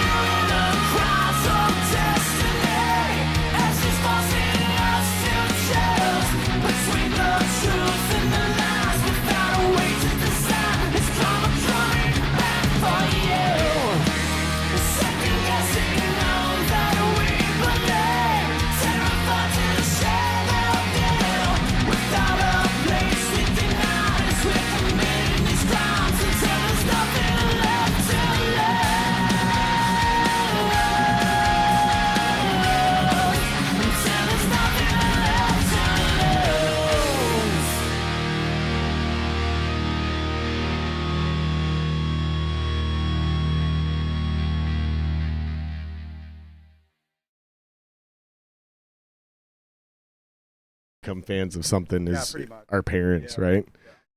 Yeah, I think most of my friends that are Packers fans are only Packers fans because their parents are Packers. Yeah. Yep. I think you're 100% right. Yeah. Yeah. So if your dad's a Steelers fan, it makes sense that you would be a Steelers fan. Totally. But he never lived in Pittsburgh. He lived in Philly and Minnesota. Yeah. Why the fuck's your dad a Steelers fan? You can ask him that. I I'm actually gonna don't call know. his I don't ass know. out. He ain't on the podcast tonight though, so I'm gonna call him out and then not give him a chance to reply on mic. And whatever he says, we're just gonna mock him relentlessly. He's probably watching as he's been outside. Probably watching us like, you little motherfuckers. I got something for you, bitch. No, I like your dad. I think your dad's cool. Oh, I get totally. along with your dad. Let's hit up some of these questions, boys. We'll do. We've had a bunch of chat, bunch of fucking thank you, brother. I appreciate it. All right, so let's try this. Oh, this is your boys all talking shit. There's 2 Jeremy B's in chat. Jeremy Blake Music and another Jeremy B. I'd like to know who the second Jeremy B is. That's our bass player. That's your bass player? Yep. Okay, nice. So Jeremy B2. That's it. No, I'm just kidding. What's his last name? Brown. Ah, dude, just go by Jeremy Brown. Yeah. Because we call the other one Blake anyways. Almost nobody calls him Jeremy. People call him Blake. Okay. Or they refer to him by his full name, Jeremy Blake. I don't know why. He's the only person I know that a lot of people refer to him in his full name. Yeah. Like, oh, Jeremy Blake. I was hanging out with Jeremy Blake. Or they just say Blake. It's one of the two, but almost no one says Jeremy. Very strange. I Yeah. just realized this now. Same in Störmbreaker. They only call me by my last name just because there's 2 Logans. Stahlecker? But yeah. But it makes sense, though. Yeah. Yeah, and I call you Logan because Yeah. I have no relationship with your bass player yet, but Yeah. I'll probably switch to Stahlecker as soon as I start everyone talking else to him. does it like that's in our group here. Yeah, it makes sense. All right, let's see if we got any good questions in here. Dalton's got a humble and nice comment. Mad respect for handling the dead amp like a pro with the issue. Yeah. Yeah. Hell Yeah, Dalton and I were talking about that. That cracked me up because the amp died, and the look on your face was like, I don't give a fuck. It ain't my amp. I'm just going to keep shredding my shit. If you guys get it plugged in, plug it in. If you don't, I'm still doing my job. That was the look on your face, and Dalton and I were dying laughing because we were like, that's how a pro would handle it too. Well, like, I'm playing my shit, and fucking Clay tried to come over, and he like touched one random chord, and I looked at Clay like, what are you doing, bro? Yeah. Like, the amp blew, and Dalton looked at me, and he's like, you think that's what happened? I'm like, fuck yeah. His power light is half lit. Mhm. Like, that's what his amp blew. Like, the amp's not working. Plug into a new one. But by the time you guys had all that figured out, it was you giving the other guitar player access to your fucking amp. Yeah. I plugged So it- he could finish his set. Yeah. I mean, of course, I was disappointed. I was only 3 notes into my solo, but yeah. But I'm not gonna stand there like monkeying around. You know, you just gotta Right. act like you're still Just playing. whatever. It's a Still show. Just going go with for it. it, You yeah. know. Yeah, So. definitely never stop playing. Yeah. Never stop playing to fix your gear and then start playing. Yeah. Like, finish your shit, and hopefully your singer or a tech have enough knowledge of the gear happening, because I was kind of that singer. Like, I had just enough knowledge of the tech or of the gear where if something really went down like that, I could keep singing my parts because I just have a freestanding or a wireless mic, Yeah. and I can just go do whatever I need to do to help my boy out. Sometimes it was just plugging something back in, whatever. That didn't happen quick enough that night. 'Cause you finished your entire solo, and then they were panicking on stage, and you were just like, just use my amp, dude, here. Just Yeah. use my hand. Well, luckily, I brought an extra head with. Yeah, you did. And it was 'cause my just there, amp has so I was been like, oh, having perfect. I'm troubles. glad we put it to use, you know? Yep. So, yeah, Somebody got use out of it, so that's good. definitely. Smart decision to bring. Half the issue set. Yeah. I mean, honestly, it's his own damn fault. Like, I don't know why you're bringing a 35-watt baby stack to a pro gig. Like, he had that thing needled to 9.5. Yeah. You're blowing your head, dude. Like, these amps aren't made. Even, I know they have a notch of 10. Mhm. They probably shouldn't, because you should never run your amp that hot. Yeah. nope. Never. Fucking, I feel bad, dude. Blowing an amp, I don't care how big it is, sucks. Yeah, Yeah. it does. But I'm also Not like, fun. I also don't feel bad because that kid should have seen that shit coming and never came on stage with that bullshit amp to begin with.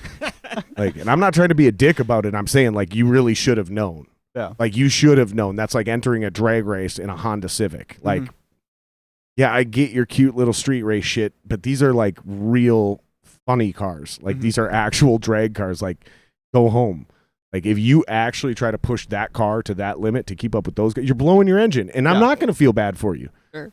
That's kind of the, you get a little fucking callous when you get my age. Not jaded, but a little callous. Yeah. Like you should have seen that coming. That's why I'm acting like this right now. Like, but I did feel bad though, because I have sympathy, and I am a guitar player, and I don't care what's going on when your amp blows. That's like getting kicked in the dick. It is. That's like your girlfriend breaking up with you mid-set. Like it's so hard. Like it's so hard to finish your set like a professional, because all you can think about is what the fuck just happened to my amp, and why did it happen? Am I going to get it fixed, and is it going to happen again? How much money is this going to cost me? Can I afford this? We're a touring rock band. All that's happening in real time while you're trying to go and 4, 5, 6. Yeah, you just gotta fake it, man. It's hard. It's terrifying. Jeremy Blake's gonna start a competing band called Windbreaker. And the singer is definitely going to sound like he's doing a lot of farting. 100% sure. Down for it. You're correct, Jared. Also, the Google Maps thing is true. Oh, yeah. About fucking, I was telling you the story about my old band Dying Euphoria and Whisky-a-Go. Yeah, yep. It was right after, so he's saying I'm right. So yeah, it was right after I left the band or got kicked out. I got kicked out, let's not lie. I got kicked out of the band, and then they broke up like a day or two or something right before that show. But oddly enough, at least last time we checked, which was when he was on the podcast, so it probably is still there now. If you Google Maps the whole thing, like Dying Euphoria is still on the marquee on. It's just fucking, what a small weird ass fucking awesome. world. Right. You know what I mean? That is pretty badass, yeah. And they never got to play it. So like, as cool as it is for them, it's also kind of like, I know these boys. Yeah. They were my brothers. They are my brothers. I know how much that has to eat at them. To be able to Google that and see their name up there and not actually play that show that night, I know it's got to fuck with them a little bit. It'd fuck with any of us, right? Yeah. Absolutely. Definitely. Dude, and you can see your name still on that marquee like, fuck, we never did it. You were so close. So close, but yet so far. Yeah. Like getting blue balls. Yeah. Shit sucks. It's like fucking blue balls, bro.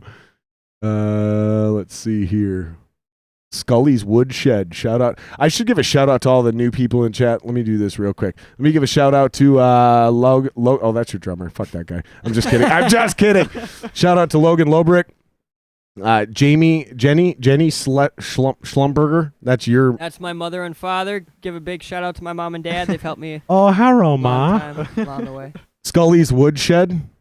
Shout out to Scully's Woodshed. Do you guys know who that is? Yeah, I talk Kemper amps with him. Nice. Yeah. Shout out to Scully's Woodshed. Shout out to my boy Sub-Zero. That's my boy Jason. You guys can check his channel out at the bottom of my page under feature channel. He has a gaming channel with his kids. Pretty cool. Oh yeah. Something your kids might be into. Shout out to Dalton. Yep. Like I said, he said mad respect for that whole amp issue we were just talking about. Thank you. Jeremy B joined the day after Christmas. I appreciate the haircut comment. I work hard on my hair. He does. Yeah, he does. He does It care about is his hair, so doesn't he? perfectly 80s. I fucking love it. I seen him playing on stage and I was laughing so hard in the most supportive way. Yeah. Like, I was laughing at how good it is. Like, you know, when you see something that's so awesome, you just start laughing because you're like, what the fuck, dude? That's like Totally. so fucking perfect, dude. Oh, man, I love it, dude. I absolutely love it, Jeremy. Shout out to you, dude. And you're fucking tall and you're fucking jacked. So, like, you do whatever you want with your fucking hair, bro. Very few people are going to be able to talk shit and make it out of that conversation without a broken lip. Yeah. So, good for you. The more 80s, the better. Go for it, dude. He's also got one of the best stances. Yeah. That power stance. He has a You really got to good incorporate stance, that power stance. Yeah, You got to incorporate that power He's stance. got it down. Because you two are super tall and lanky. Mhm. So, like, you got to, like, take your left leg and kick that knee out like he does and go for the power stance instead of, like, you're trying to do the, like, lead guitar rock. Don't do that. Do what he's doing. Don't do that. You're short enough to pull that shit off. You're not. You're like me. Yeah. Like, we got to be very careful how we look on stage That's because true, we're yeah. so lanky. Mhm. You take that page out of his book, take that left knee and move it out. And fuck it, then it's a power stance, and then you look like a god. Dude, fucking, it's awesome. He's got the best fucking 80s Jeremy's power stance of all time. Shout out to, I don't know who half these people are. Shout out to Salad Days for joining chat. Thank you guys. Make sure you guys all please hit subscribe. Even if you're not actually into this podcast and you're just here to support these guys, please patronize me and give me the fucking free sub so I can make some money off YouTube. That's all it takes. Hey, Jeremy Blake, this is a big shout out. He says it scratches the right itch for him. That's a big deal because this dude is part of the scene I was telling you about, who like sort of laughed at that 80s shit because they were doing something a little different. But this dude also loves and respects all of this music. Like, he's a huge GNR fan. He's a huge Metallica fan. He likes the glam rock just like I do. The Poisons and the Motley Crues. Like, they cover a Motley Crue song now in DE when they rarely play, but they'll cover a Motley Crue song. So there's a lot of respect. He's not one of the people that did this, but he's part of that OG crew when I came in. Basically, the people in that scene not named Jeremy Blake or Kyle Skolquist were talking shit about the type of music you guys are currently doing now. So to go back to the beginning of the podcast, I think it's super fucking hilarious that everything has gone full circle. So now the cool young hip kids are playing the same music that these old motherfuckers actually liked but deserted to go play cool hip music that young people like. Like, I just think it's hilarious. Like, dude, y'all got fucking fucked on that decision. You got super fucked. I gotta bump it up about 10 BPM. Oh, that's Dalton pretending to talk shit. You gotta bump it up about 10 BPM. He comes back right. Just kidding. Y'all scare me. That's my guitar player. Shut up, awesome. Dalton. Thank you, man. Appreciate it. This song has good space for what's going on and how loud it needs to be. I think that was the first song we were playing that they're talking about. Yeah, last snow. Are you using the Kempers in the studio? I think you are now. Yeah, I use it Were for you everything. on the first song we played too? Everything that we've ever done, it's been Kemper, yeah. We can definitely get into the whole tube versus modeling thing. I'm personally on the tube side. Okay, I'm tube too. We can definitely talk about that. I'm tube too. I get it. You're dealing with less technological interferences, so in many ways yours sounds better, but it's still not mathematically, scientifically, physically possible for a modeling amp to actually truly create a tube sound. You can get really fucking close, and depending on your talent level of dialing and tone, you can actually get it to sound better than a tube amp. But I am still a tube guy. And if you know what you're doing and you get two guys on same or similar amps and they really know how to dial in tone, tube amp guys are always going to sound better. Yeah. But that Kemper amp, I'm not going to lie, you can get rid of a lot of bad sound guy deficiencies having that Kemper. Like, that's the benefit of those amps, is you basically eliminate a shitty sound guy. Like, here's the tone, boy. Okay. Mark it up. I still love tube amps. Like, I got nothing against them. I guess the reason I like modeling amps is you can do so much more with it, I think. Like, if you got your tube amp, you got your one head. You can only tweak it and dial it so much. 100%. Kemper, I got 300 amps on that thing. I could use a different amp every song if I wanted to. I could tweak it any way I want. Like, the way I see it, I don't want to limit myself, I want to always have options, I guess that's the biggest reason for me anyway. And when you bring those arguments up, they're undisputable. Yeah. There's no argument against those things. The only argument for tube amps is it's like, well, we get this sound that can't truly, it's like, okay, well, if you're going to say that, then cool, you win. Yeah. Yep. It's like, it's a dumb argument. That's why I don't even like getting into it. Yeah. Because honestly, if I knew how to dial in that shit, I'd probably be on that side. But I will get a fucking tube amp to spank. But then you put me on like any other style amp, or you get me in the studio dialing in those digital versions, everything I fucking dial in sounds like shit. I have no idea what I'm doing. But give me on a 5150 or an old Marshall or any really good tube amp. I was taught how to dial in those amps to get them to just sound fucking great. Whatever you want, too. Blues tone, jazz tone, metal tone, whatever. And I feel like a lot of it has to do with personal preference, too. For me, it's just my physical skill set and limitations. Sure. Like, yeah. I can't get your shit to sound good, therefore I can't be on your side of the fence. I'm a tube guy because I can make this sound good. And I'm not even saying they're better. Yeah. Just all I'm able to do. I sound like Johnny Cash right now. If I could play faster, I would. I mean, if you can dial in that one sound and it's great, I mean, you don't need to fix it. I like the variety, options, the options. Limitless options. Yeah. I mean, and I it makes feel you. sense for you too, because like you were fucking with the issue for a little bit. You weren't always in Störmbreaker. Yeah. And you don't, let's say fucking somehow the entire band gets in a fiery plane crash and you're the only one that survives. How do you know what band you're joining next? Yeah. Like as much as we want the current band we're in to be the band, we can't really plan for that. We need to plan for our own individual music careers, right? Like, what if this happens? What if that happens? Yep. Because right now, and I guess this might apply to you, but something I've been really trying to get a lot of people on board with is like, if this band breaks up, your music careers come to a screeching halt. Because right now, your entire musical brand, your company, your identity, your entire business is built on you guys are the guitar players for Störmbreaker. Yeah. Störmbreaker breaks up, you're fucked.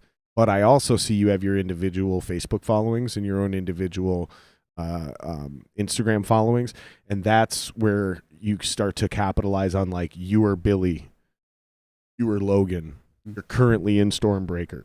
But if Störmbreaker broke up, you already have such a strong brand that you maybe you make a little less money. Maybe you don't tour right away, but your career's not over. Yeah. Your identity isn't even fucking phased. Fucking Logan, I'm not the guitar player for Störmbreaker. If most of us could get that, I think the bands would be more successful in the long run too, because the members in them would have more equity and they'd have their own individual fan base that they'd be bringing to the table instead of you all trying to build the same fan base together. It's kind of like the idea of, let's put a 4-band bill together. We can all draw 200 people. What we don't realize is it's the same 200 people. Yep. So instead of having a 800-person show, we have a 200-person show, which any one of us could have done alone. That's kind of what I'm getting at. And it seems like you guys are kind of doing that online. If I was wrong, you'd all have the exact same amount of followers. You see what I'm getting at? Yep. Totally. So just like that, and this, again, this isn't really even advice. It's just like maybe think about this kind of shit for the future is like, how do you monetize your individual personalities? You're a tube amp guy, so maybe you're a PV endorsed artist. Sure. Maybe you get a Kemper endorsement, monetization or whatever. You can just get what I'm saying. I don't need to lecture. Absolutely. You know what I'm saying? Absolutely. In fact, you guys know more about this shit than most of the dudes in my age bracket. Most of the dudes in my age bracket were fucking drug addict, alcoholic, fucking rock stars, and we're just there for the party. Really, I'm being honest. Like it was like they were really good, prolific, but they were the epitome. Books will be written about these guys. No one will read them,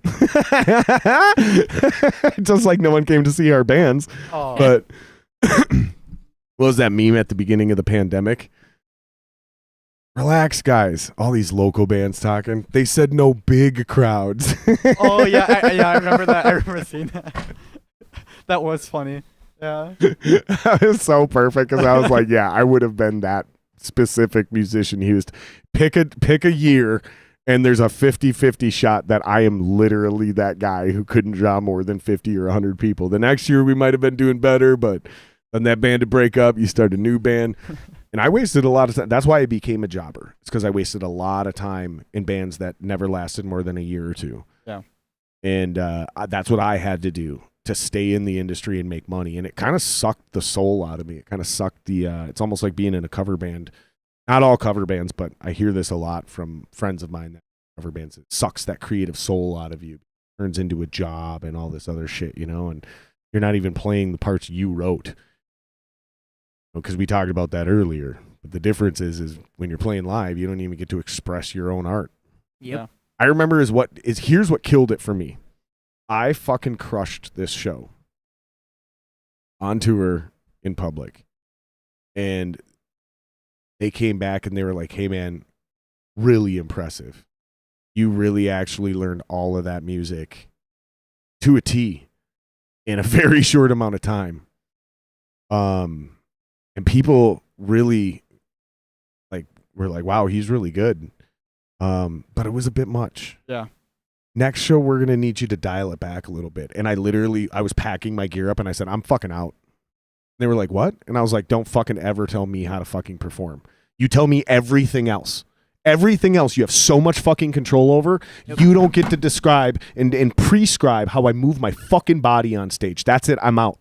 I'm done. And they were like, whoa, whoa, whoa. And I was like, no, that's why you can't keep a fucking drummer. I'm out. And I was done because like the shit I was dealing with. And granted, I kind of shit on them because I'd been getting it from other people because that's the life of a jobber, right?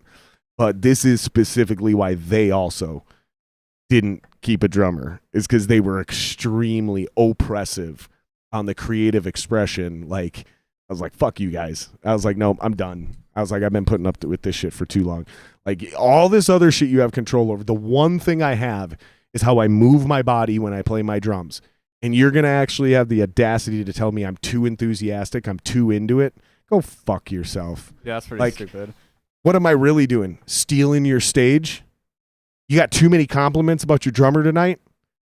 It only helps. There's not enough compliments about you? Yeah. Lead singer girl, Miss Country Act? That's what honestly, like, that's the vibe I got. Yeah. It's like, oh, you're the only star allowed on stage. You want robots. That's why you can't keep a drummer, because fucking you're hard to work with. Your music fucking sucks, and the only fun we get to have is on stage, and you don't like it when we have fun. Yeah, sorry, Tyrant Girl.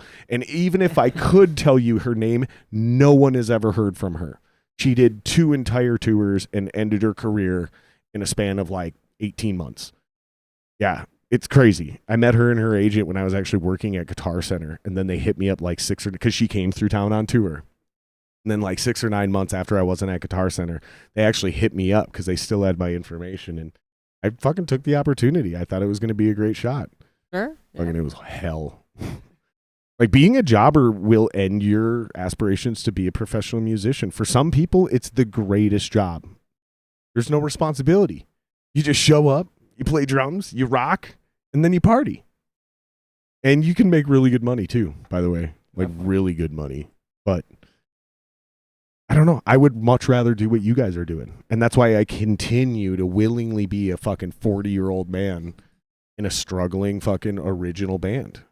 Because at least I still have my integrity. I still have that artistic respect. I'm still doing what I want to do. Yep. You know what I mean? Does that make sense?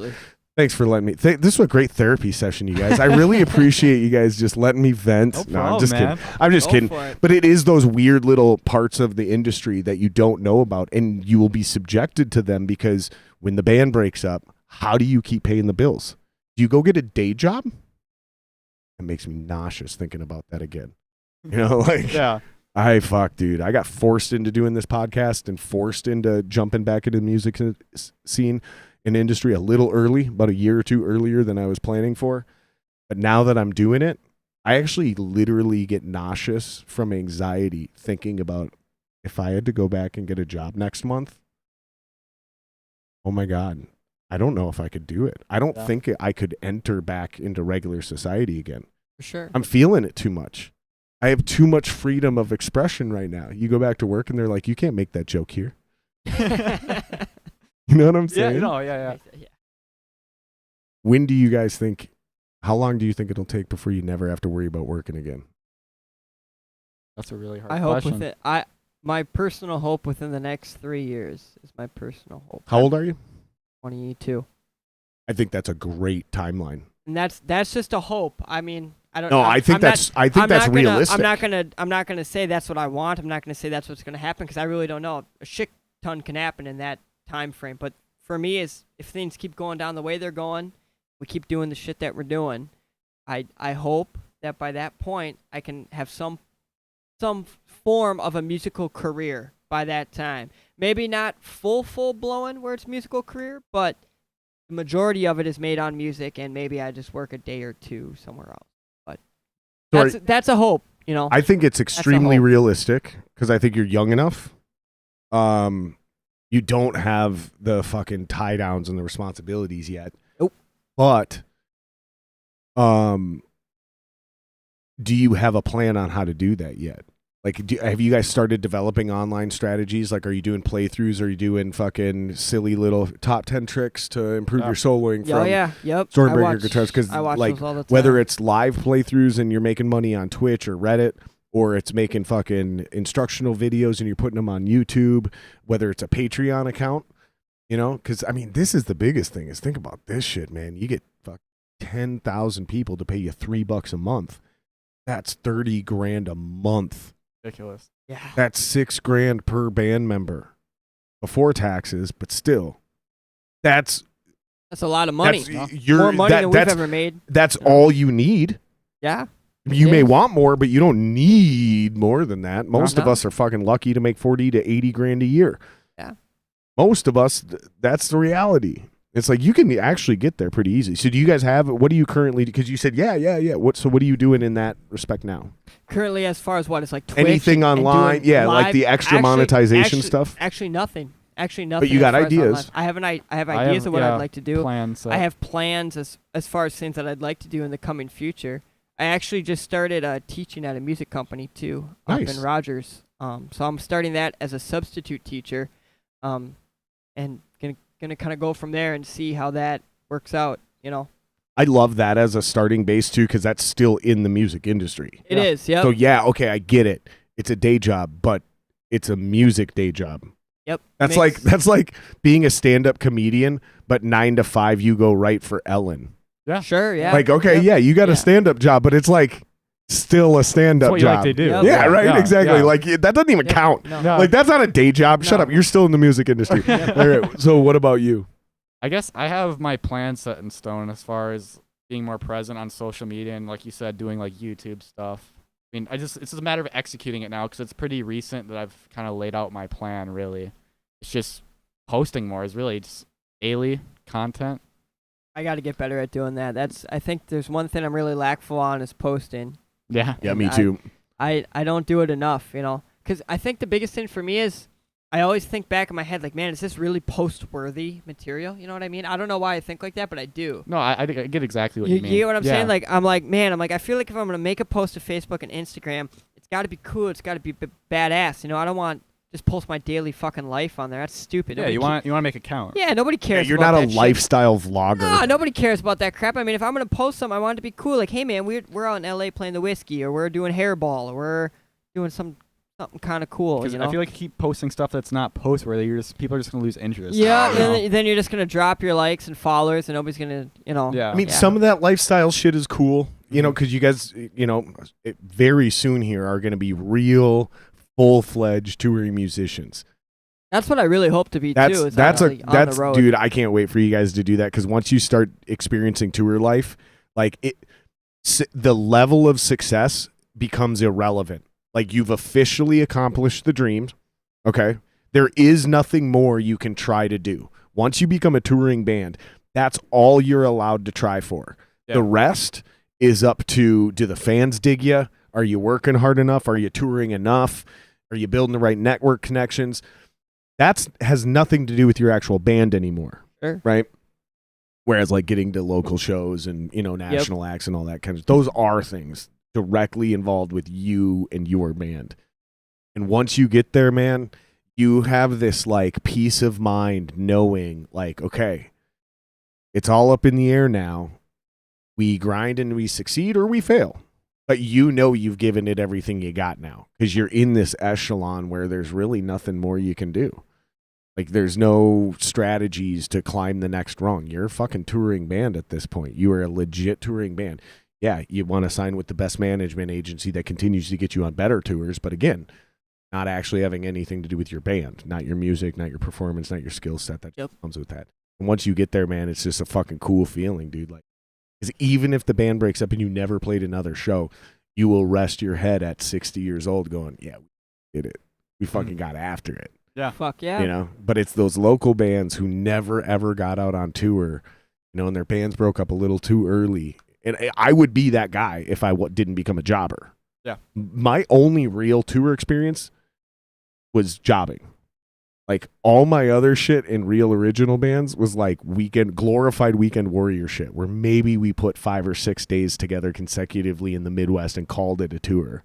You know what I'm talking about. Yep. You know what I'm talking about. Let's be honest. It's not a real tour. Yeah. Dying Euphoria went on a couple real tours again after I got kicked out. But my only tour experience came from jobbing. Otherwise, I would be that guy. Yeah. And so I can say, like, I gave everything I had, and if I never played another show, I can still at least look myself in the eye with respect and go, hey, man, you went after it, though. You did it.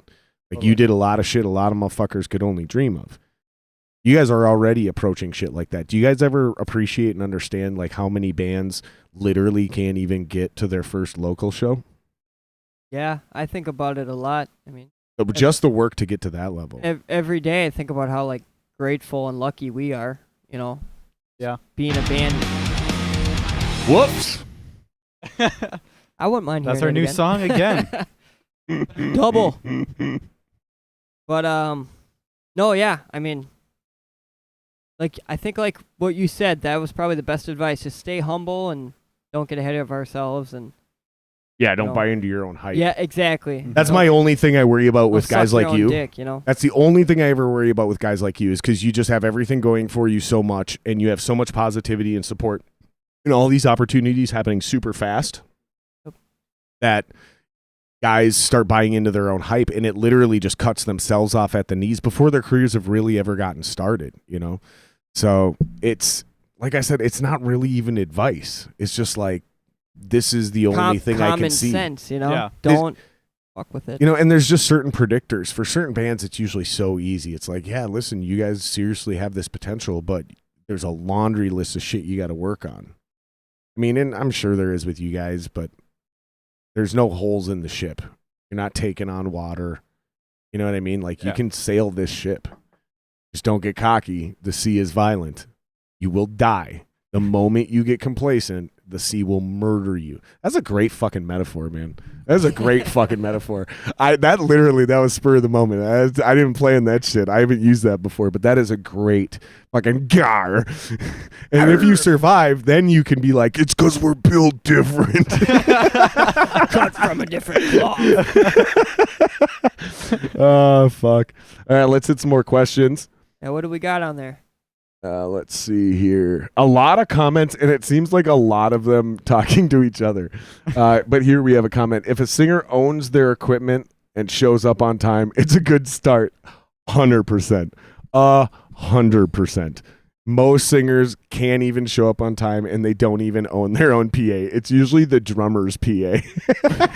Fucking worthless fucks. Oh, man. AC/DC keeps it going because of money. Yep. Well, yeah, obviously. Yep, no shit. And honestly, you can't even hate on that. That's just them being honest. Because now we can touch on this. The main motivation, God damn, we missed a lot. We got some people tuning Fucking in here. hell. I believe the main motivation for most people making music is literally fame, money, pussy, or power. So if AC/DC keeps it going because of money, that's fine. Yeah. All they're saying is, we don't care if we're famous. We're not trying to get laid. We don't want to be power-hungry fucks and get special access. We want to be able to be wealthy and pay our bills. That doesn't mean you're a sellout. That doesn't mean shit. That just means you're honest to your motivations and why you're pursuing this as a career. I start developing issues with guys that are like, well, I do it because I love the music. It's like, no, you don't, bitch. You started playing guitar because you love music. You started a band because you love music. Yeah. Why you're trying to pursue this as a career is not because you love music. It's because you either want money, you want fame, you want pussy, or you want power. Admit that, and then we can move forward, and then we can actually start going like, listen, I want to make some fucking money because I got a kid on the way. Okay, here's why we're not making money. Mm-hmm. We don't have merch. We don't have a website. We don't have a way to sell pre-sale. You can actually start breaking down what's wrong. Yeah.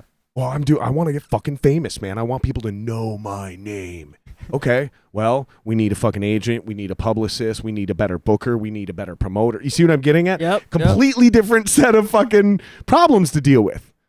Just admit what you're in it for, and then we can actually try to be successful at that. If you want power, like one of my buddies called me up there like, Jared, you're forgetting one. Power. He's like, I don't care about fame, money, or any of that other bullshit. I'm married now. I want fucking access. I was like, what? And he's like, I want to be able to walk in a room and like everybody fucking gives me shit for free. And like I get backstage because they know me. I'm like, that's kind of fame. And he's like, nah, I don't care about the fame. It's the power. It's the access.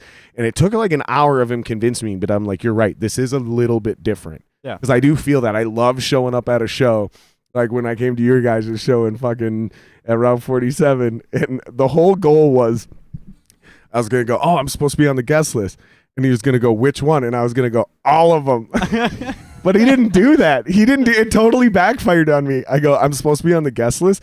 And he goes, what's your name? And I go, Jared Singer. And he goes, yeah, you're good. And he just waves me on. I was like, fuck. I had a whole thing. I thought this was good. And the whole thing was just to make me laugh. Yeah. Right? Because I thought it was going to be funny to be like, all of them. Because no one does that, right? Yeah, like you just get on a guest list and you're in. Yep. I wanted to be on all three for this stupid inside joke with no one other than myself. And I didn't even get that pulled off right, dude. But I get what he's saying, though. That was the moment where I really understood what he meant by the power, access, you know? And fucking Revenant sold those fucks. They did it to me again. So they put me on the guest list for their last show, and I showed up, and fucking the girl recognized me. She must watch the podcast. Shout out to you, honey. Because I walk in, and she goes, And I was like, I didn't even get any words out of my mouth. She held up a piece of paper and it said guest list, Jared Singer. And then there was a note. Everyone else had to pay. And I was just like, yes, I've arrived. And it was a $5 ticket. I totally could have paid the $5. That wasn't the point. Yeah. But that access made me feel good. It made me feel important. Yeah. I'm willing to admit that. That's the point here, right? Yeah. Sure. Yep. Totally. And John was right. The fourth one is power. It's a real thing, and it's a good motivation. So, with that being said, why did you decide you wanted to be a professional musician? Is it just the money? You just want to pay your bills doing it? Do you want to be known as a great guitar player where people, bring your name up like an Eddie Van Halen? Because that would be fame, right? Like what out of all those different things, because that was a little bit of a rant, but it was for a reason. Out of all of those things, and don't be ashamed by this, man. Because if you didn't love fucking music, you wouldn't be doing this at all. Let's just establish that. Oh, totally, totally. Yep. But what is it that you go, okay? Because if it's just money, my phrase is, I'd rather sing a drumstick than a hammer. I'm working. I'd rather swing a drumstick than a hammer. So it's money for me. It's money for me. That's it. I would rather make money doing music than make money doing anything else. Hey, money plays a big part for me, and then, like you said, the name bringing up, The respect. the respect that you could get from Is it fans or is it peers that you want it from, though? Like, do you want people to, like, be inspired in the fan base, like kids, or is it you want other musicians to walk up and be like, you're a badass? All the above. I think all the above, yeah. Right. Why not? Probably For all me, the it's above, more peers. best possible outcome, but, I think it would be cool just to have your name being thrown in that sort of category, 100%. For instance, like we said earlier, Avenged Sevenfold, Zachy Vengeance, and Sinister Gates, they're thrown in a lot of different categories.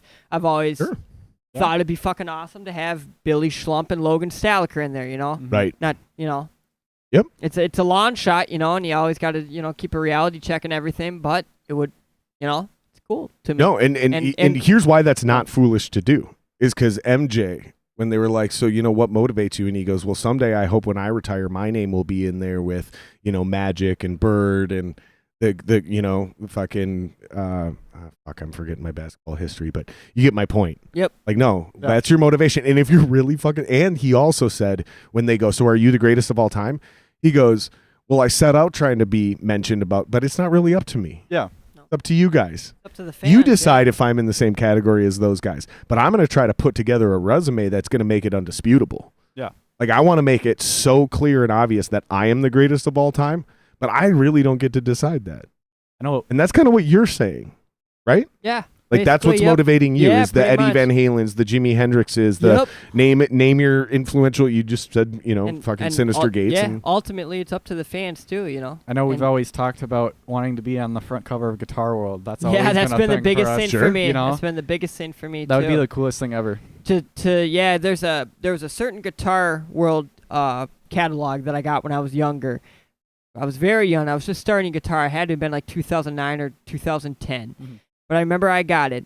and it was Sinister Gates and Zachy Vengeance on the front cover, and it was said Avenged Sevenfold, and it said the best new guitar players.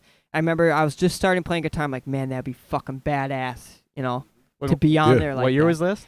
It had to been it was right around the Nightmare album. Yeah. I was pretty young, but I remember I was just starting to play, and I fucking was like, dude. That's an actual possibility for you guys in the next 5 to 10, 15 years. For me, I will never be on the cover of Guitar World. I know I will get respect from peers, and so I've had to kind of humble myself in this, right? So what are my motivations? I want the money, right? And I've already inspired enough kids. I've had kids email me and Facebook me and MySpace me back in the day and hey, you know what? I want to do music. I came and seen your band at whatever fucking town festival or whatever. And so that's happened, and that was cool. oh yeah. Is where I started to get not jaded, but where I started to find a hole in my motivation was I wasn't getting any, because I was in a brutal metal band and I was just a lead singer. So no one is ever going, that guy's a great fucking songwriter. And that's what I realized I wanted to be known as. It was that peer recognition. I wanted motherfuckers to come up to me and be like, dude, you fucking rock. And it didn't matter if it was some random dude out of the audience anymore. It shifted, and it wanted to be musicians that I respected. Yeah. So that's my other motivation there is it's peer recognition, and then I just want to be able to pay my bills. Whereas when I was a kid, I wanted to be famous, I wanted to be rich, and I wanted kids to come up to me and be like, you're the greatest thing ever. That motivation is completely shifted, but still rooted in the same things. I want respect, and I want to be able to pay my goddamn mortgage. Yeah. You know what I mean? Yeah. Nice, a much more adult way to answer that question, but still deeply rooted in the same motivations. Absolutely. And that access ain't fucking bad either. And now I'm married, so I don't really care about pussy, but it does feel good to get hit on. Let's not lie, boys. When a girl flirts with you and you can be like, sorry, I'm married. Yeah. That's a pretty good feeling. Yeah. You still got it. Yeah. You don't know what I'm talking about because you still got it. You're young. Both of you are young. But when you're my age and you slowly stop getting hit on, and then, happens every once in a while, you're like, all right, I still got it. But the motivation is definitely not pussy anymore. No. But I'm not going to lie. Beautiful girl tells you you're amazing when you get off stage. It feels good. Definitely. The more we can be honest in our local industry about this, I think it's healthier for us because we can start to figure out how to be more successful in our own individual versions of success. You know what I mean?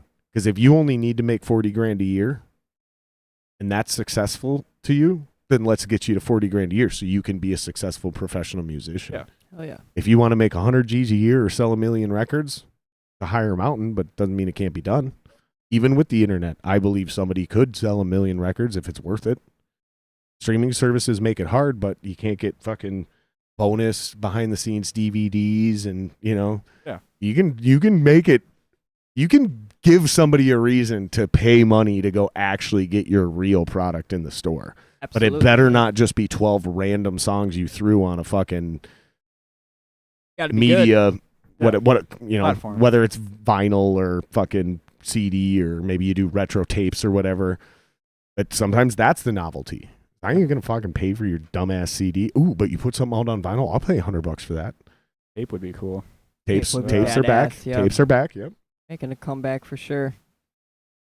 Merch, dude. Fucking get creative with your merch. Definitely. Mhm. Figure that shit out, boys. And now you guys got it We're working easy on because it. you don't even have to invest money. You can do mock-ups now. When I was your age, I can't believe I just said that. Official. We're ending the podcast. This is the last episode. It's over. I just said when I was your age. Then I'm done. I'm retiring. I'm officially too old to do this anymore.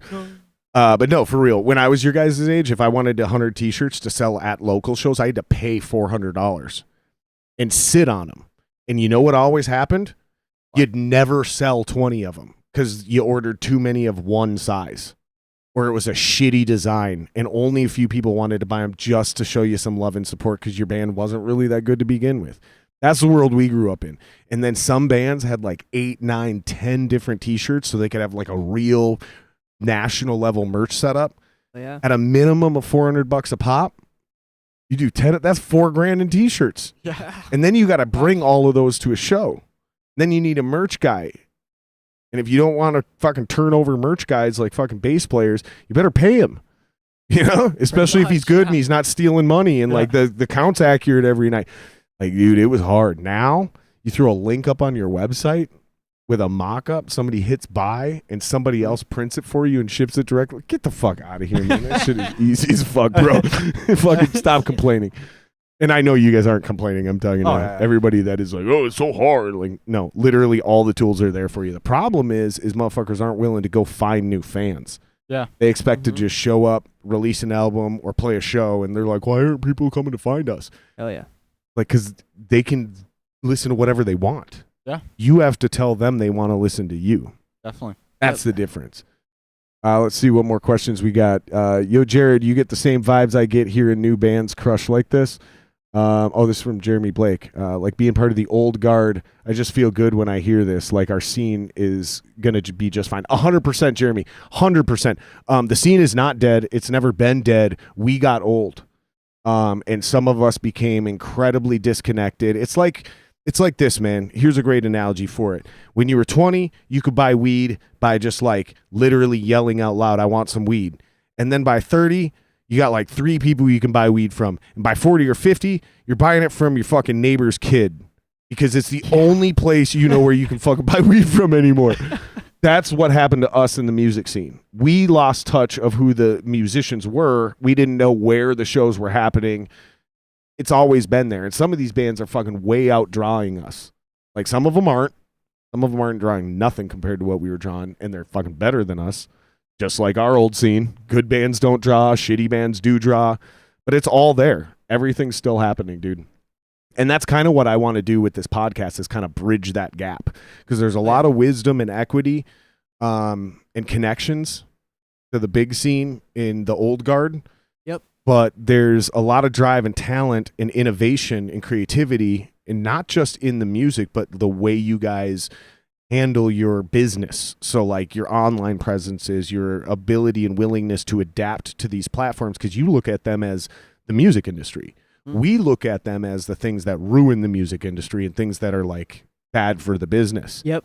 Is what we don't realize is we don't have a choice.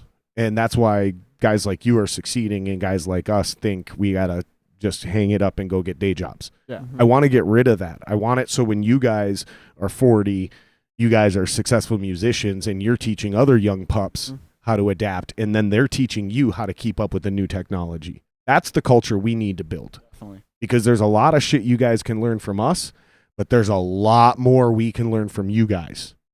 That's the reality. And I just feel like there's too many people from our old scene that like have their nose up at all you young bands. Like y'all are just fucking jealous, man, because these kids fucking shred. Is that all right if I run to the bathroom? No. I'm kidding. Dude, go. Go, bro. I'm kidding. You have to stay here, man. You got to stay here, man. You can't pee. Go ahead. Nobody's allowed to pee ever. No, that's actually the best part. That's the best part of doing. Brad's even fucking with them. That's the best part about doing podcasts with more than one person is, you just go to the bathroom. Yeah. When it's just the two of us, that's when it's like, fuck, dude, we got a track to play. I got to take a lead. That's when it gets a little weird. Definitely. You want one more beer? Yeah, I'll take We're getting close to the end here. I'll take I feel like we are. How long have we been going? Yeah, about 2 hours. Yeah, we're getting pretty close to the end here. We usually go somewhere between 2 and 3 hours.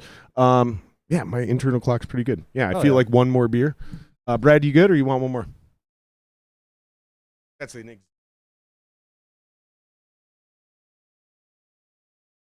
Yeah. Any more questions, guys? Throw them in there. Yeah. That's all right. Appreciate it. Thank you.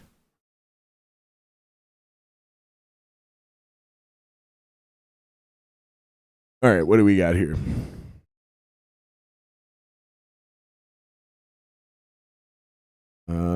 This is some really compelling dead air here. Nothing's ever perfect with a live show. This is from Jenny. Nothing is ever perfect with a live show, and that's the beauty of live music. I agree with that. And that inspires me. Actually, you know what? I got a question. Remind me this, because I will forget. I want us to have a little intellectual mind experiment here. Okay. Thought experiment. What is art? right? Yeah. I want to get there to that. Okay. Because this inspires me. That my idea of art is that you can write a song and you'll never be able to perform it the exact same way every single time, no matter how good you are.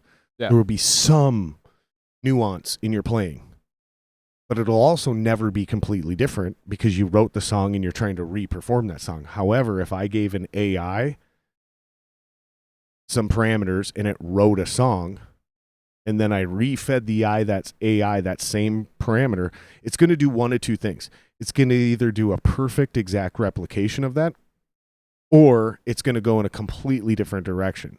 So for me, it's this idea that art is an idea that can be often replicated but never perfectly copied. Yeah. Even by the individual writer or artist. If Da Vinci paints Mona Lisa 1,000 times, no matter how close they are, there's subtle differences. Where like a computer and AI, those things are going to start making copies, or their algorithms are going to go a completely different direction. So you're basically getting like a remix every time you listen to the song. To me, that's no longer art. That's where I draw that line. What about you guys? Like, what do you even call art? Like, what is art to you?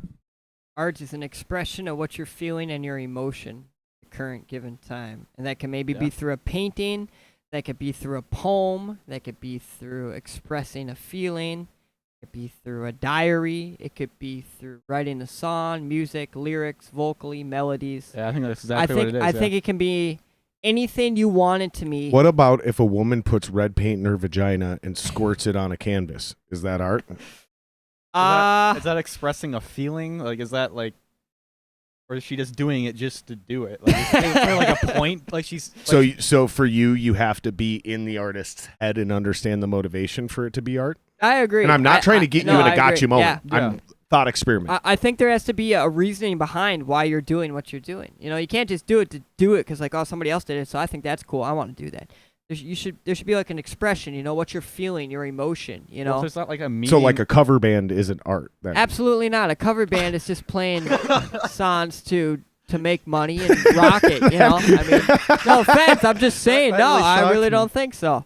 I not in my Fucking personal. Logan lost it though. You had him almost on the floor, dude. I mean, maybe some people you want to disagree with me. That's fine. I'm not gonna knock anybody playing in a cover band because there's a lot of successful cover bands out there, more successful than a lot of musicians, you know. But I'm just saying, I think as far as art and expressing yourself as a real artistic musician, I don't believe that's in a cover band. So are you kind of saying? I mean, they're playing other people's art, Absolutely, but they're not doing their own their thing. own art. And I feel like your own art has to be your own thing. You can't copy somebody else's. Take an influence, take an inspiration. So sure, I get this though because so there's no cover comics. Yeah. There's nobody out there that can actually go out there and perform a bunch of Mitch Hedberg jokes and call it art. Yeah, I agree with that. Yeah. No one ever. No This one. isn't No. a thing. It doesn't. Cover No. comics do not exist. Nope. Right? Yeah, So, but cover bands do. they do. So are you technically saying like it is an art, but you're just saying it's not their own art, so I they think can't claim?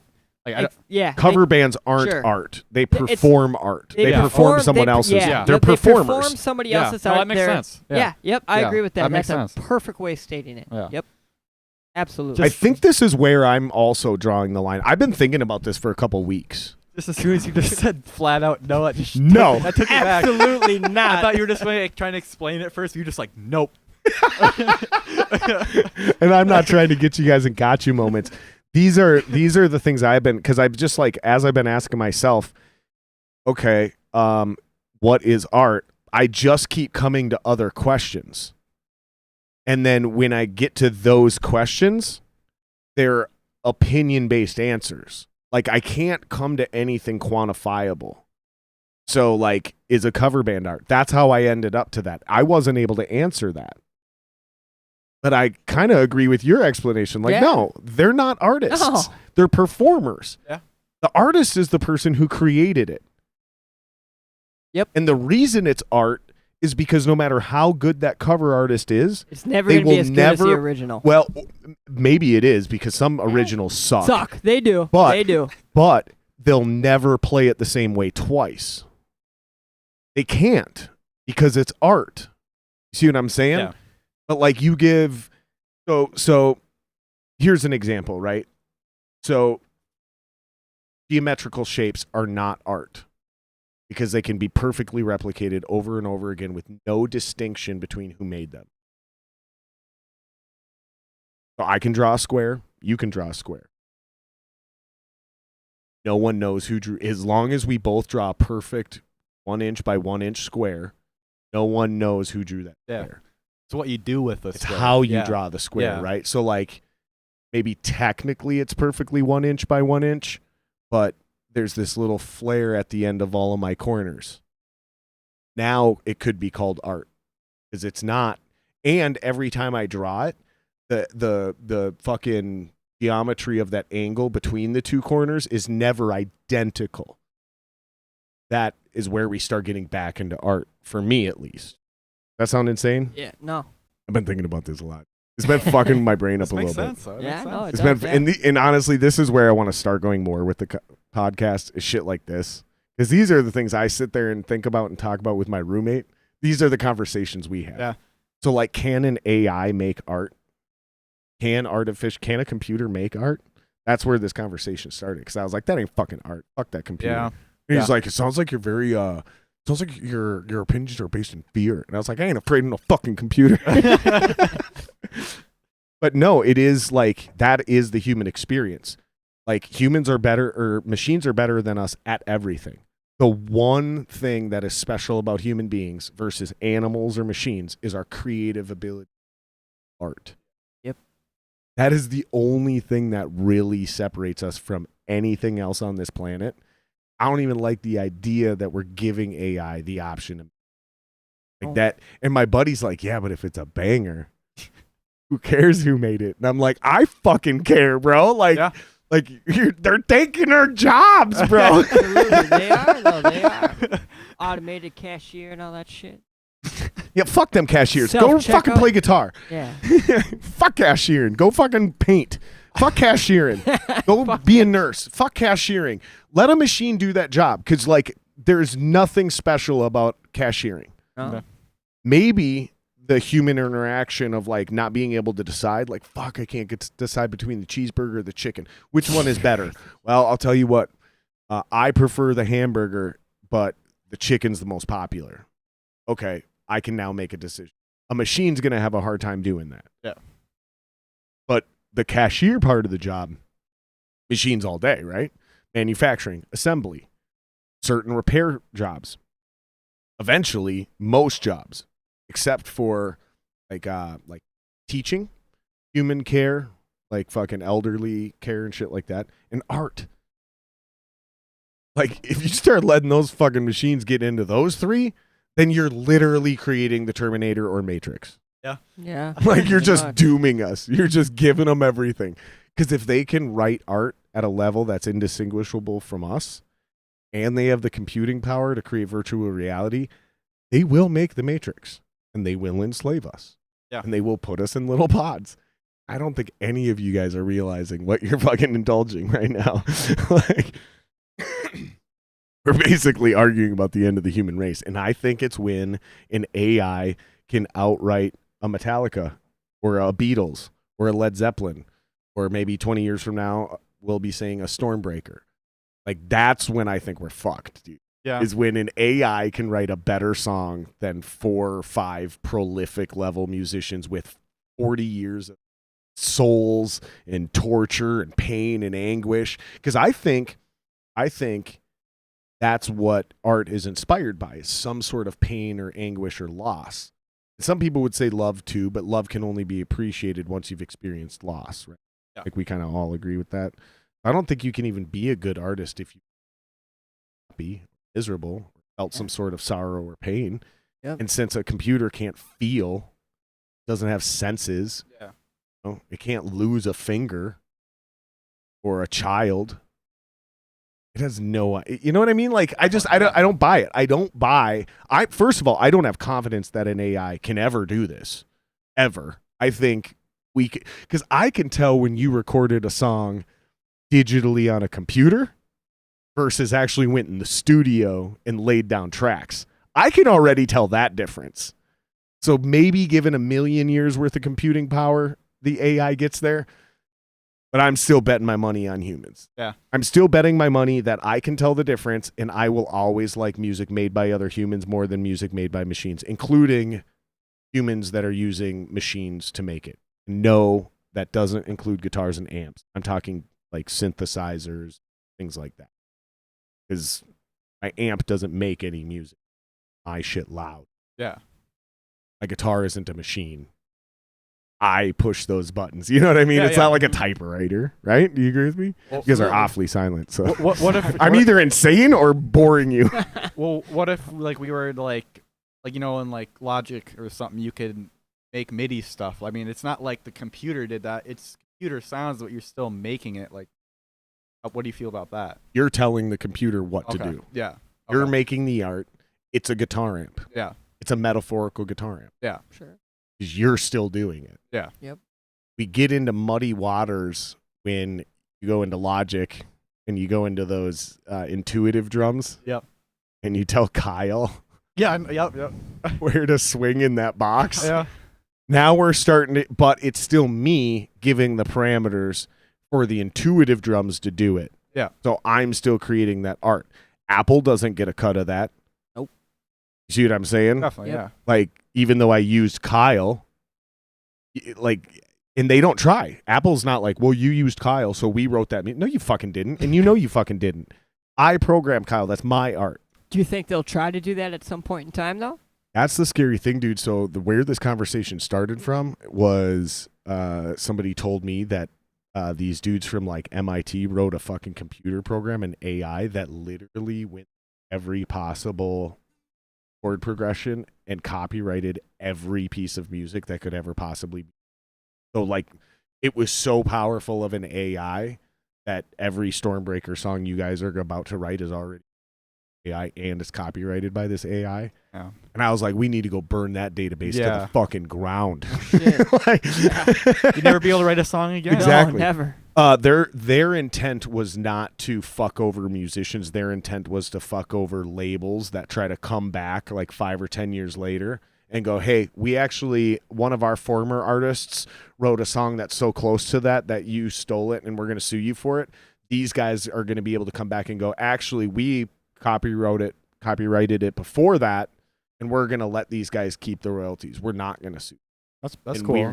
That was their motivation behind it, but just like anything else, I don't trust people. You know? So like, but they also made them all public domain. So That's pretty badass. we'll see. I don't know. Yeah. I'm a paranoid person when it comes to this shit. I don't trust computers. I don't trust anything that can't feel sympathy. Yeah. Like, I'm sorry, I just That makes don't. sense. Like, if No, you don't feel yeah. if you don't feel bad after you kill a bunny, I don't fucking trust you. That's like, that's a low bar, but that's still the bar, bro.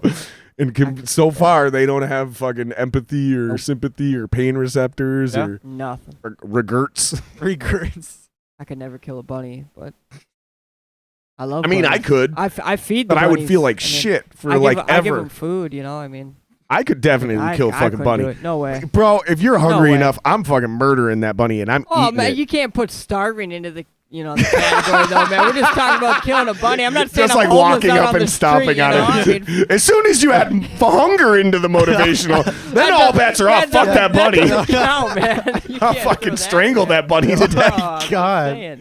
I mean, rabbit stew. I mean, if I'm hungry, but I bet it's pretty good when you're hungry. I've heard. No, things rabbit's from- good. I've heard Rabbit's things good. from There's just I've not a heard lot things to from it. coworkers that it's quite delicious, but I personally would never eat it or do it. Why not? They ate rabbits when rabbits were big. Yeah. You ever seen those old videos from the Dust Bowl when they would do rabbit massacres? I've No. not. So in the 1930s, this actually heavily contributed to the Great Depression. Stock market fell in 1929, and then the Dust Bowl happened. And the Dust Bowl was an environmental disaster. Swept the Midwest and dried up all the fields.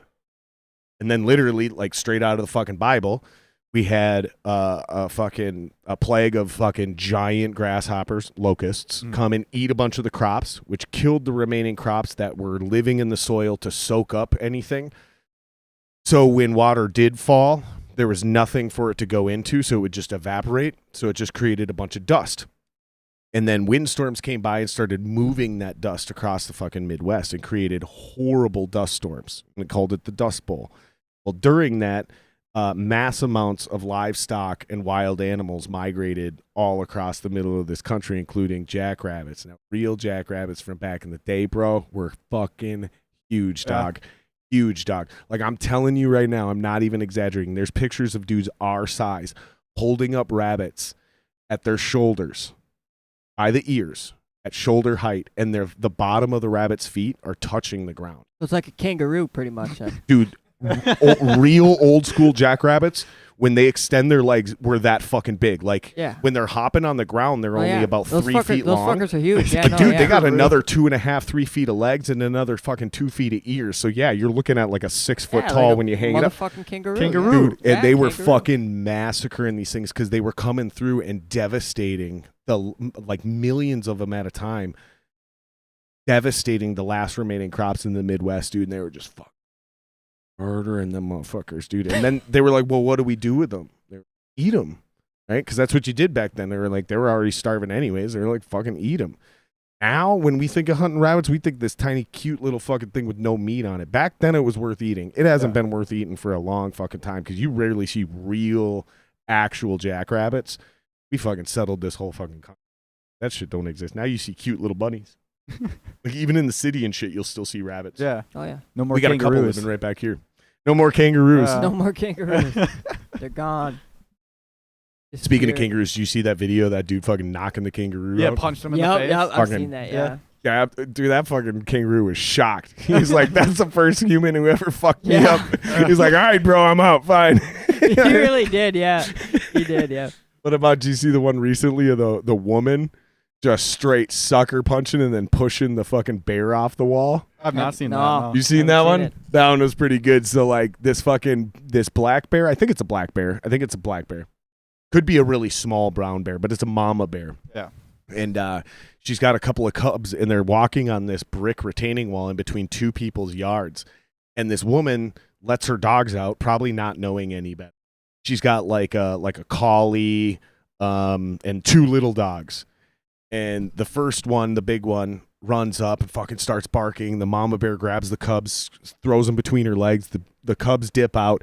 She takes a couple swats at the big dog and actually fucks the big dog up.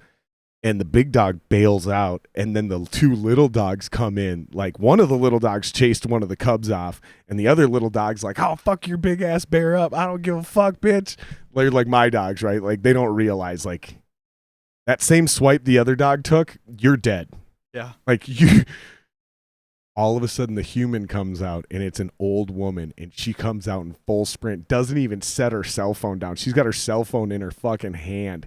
And she comes up and swings a punch at that bear and then pushes it off the fucking wall, and the bear just grabs her two fucking dogs and just dips back in the house. It's like, dude, that's fucking baller ass shit. Awesome. That's a ride or die bitch right there. Somebody needs to marry that woman, old or not.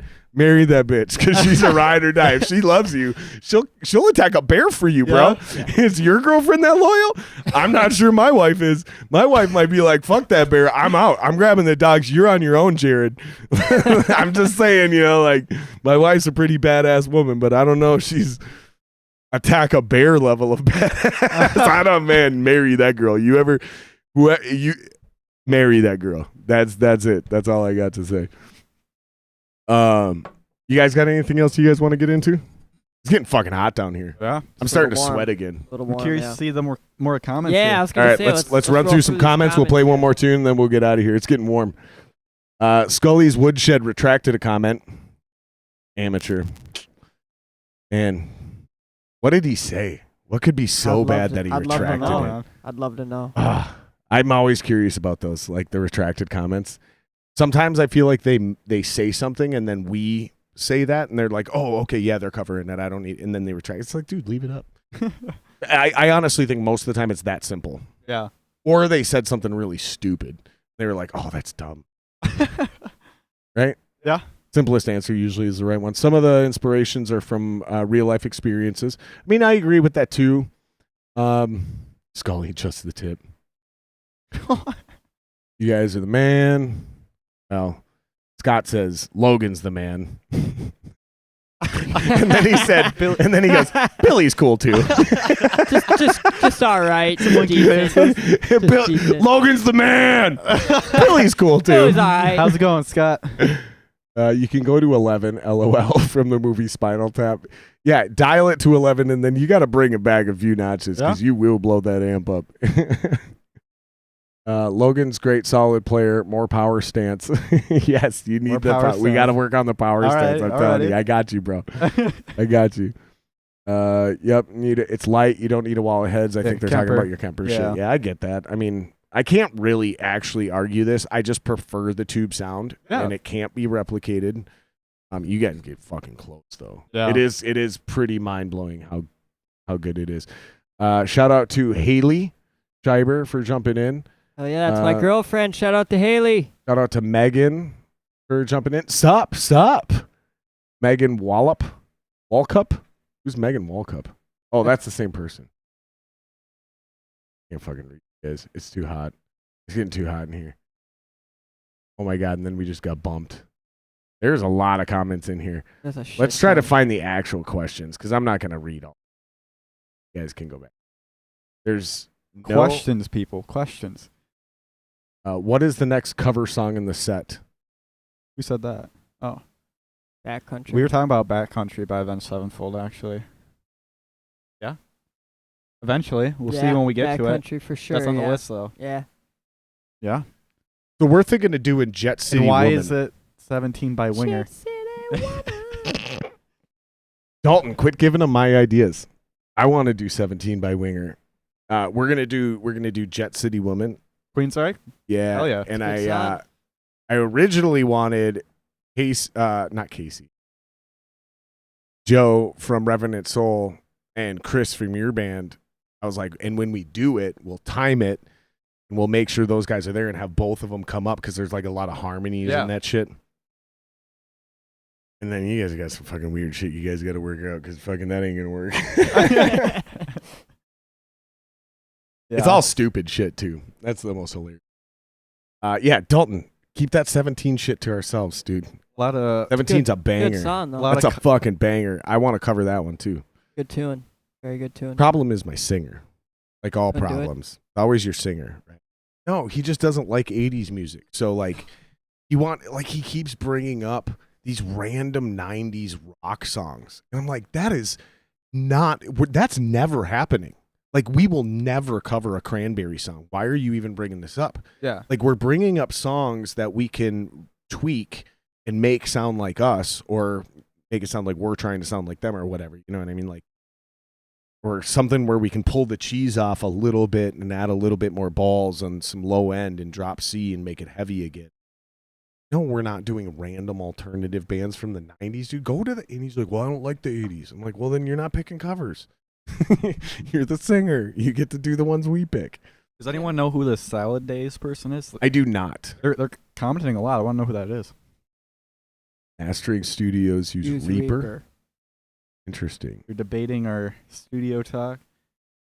Oh, I don't really know anything, and you guys should probably... Oh, they are. They're talking about the... Yeah, we can't actually read all these comments. If you guys have specific questions... tell a funny story like when you backed into that truck at South by Southwest. That's not a question, but I'll take it because Billy's got a lot of driving stories, don't you? There's a few. Care to elaborate on any? I don't know where to start, honestly. Know which one to think of first. Nothing immediately coming to your head. I've crashed a lot of cars. Almost been on purpose.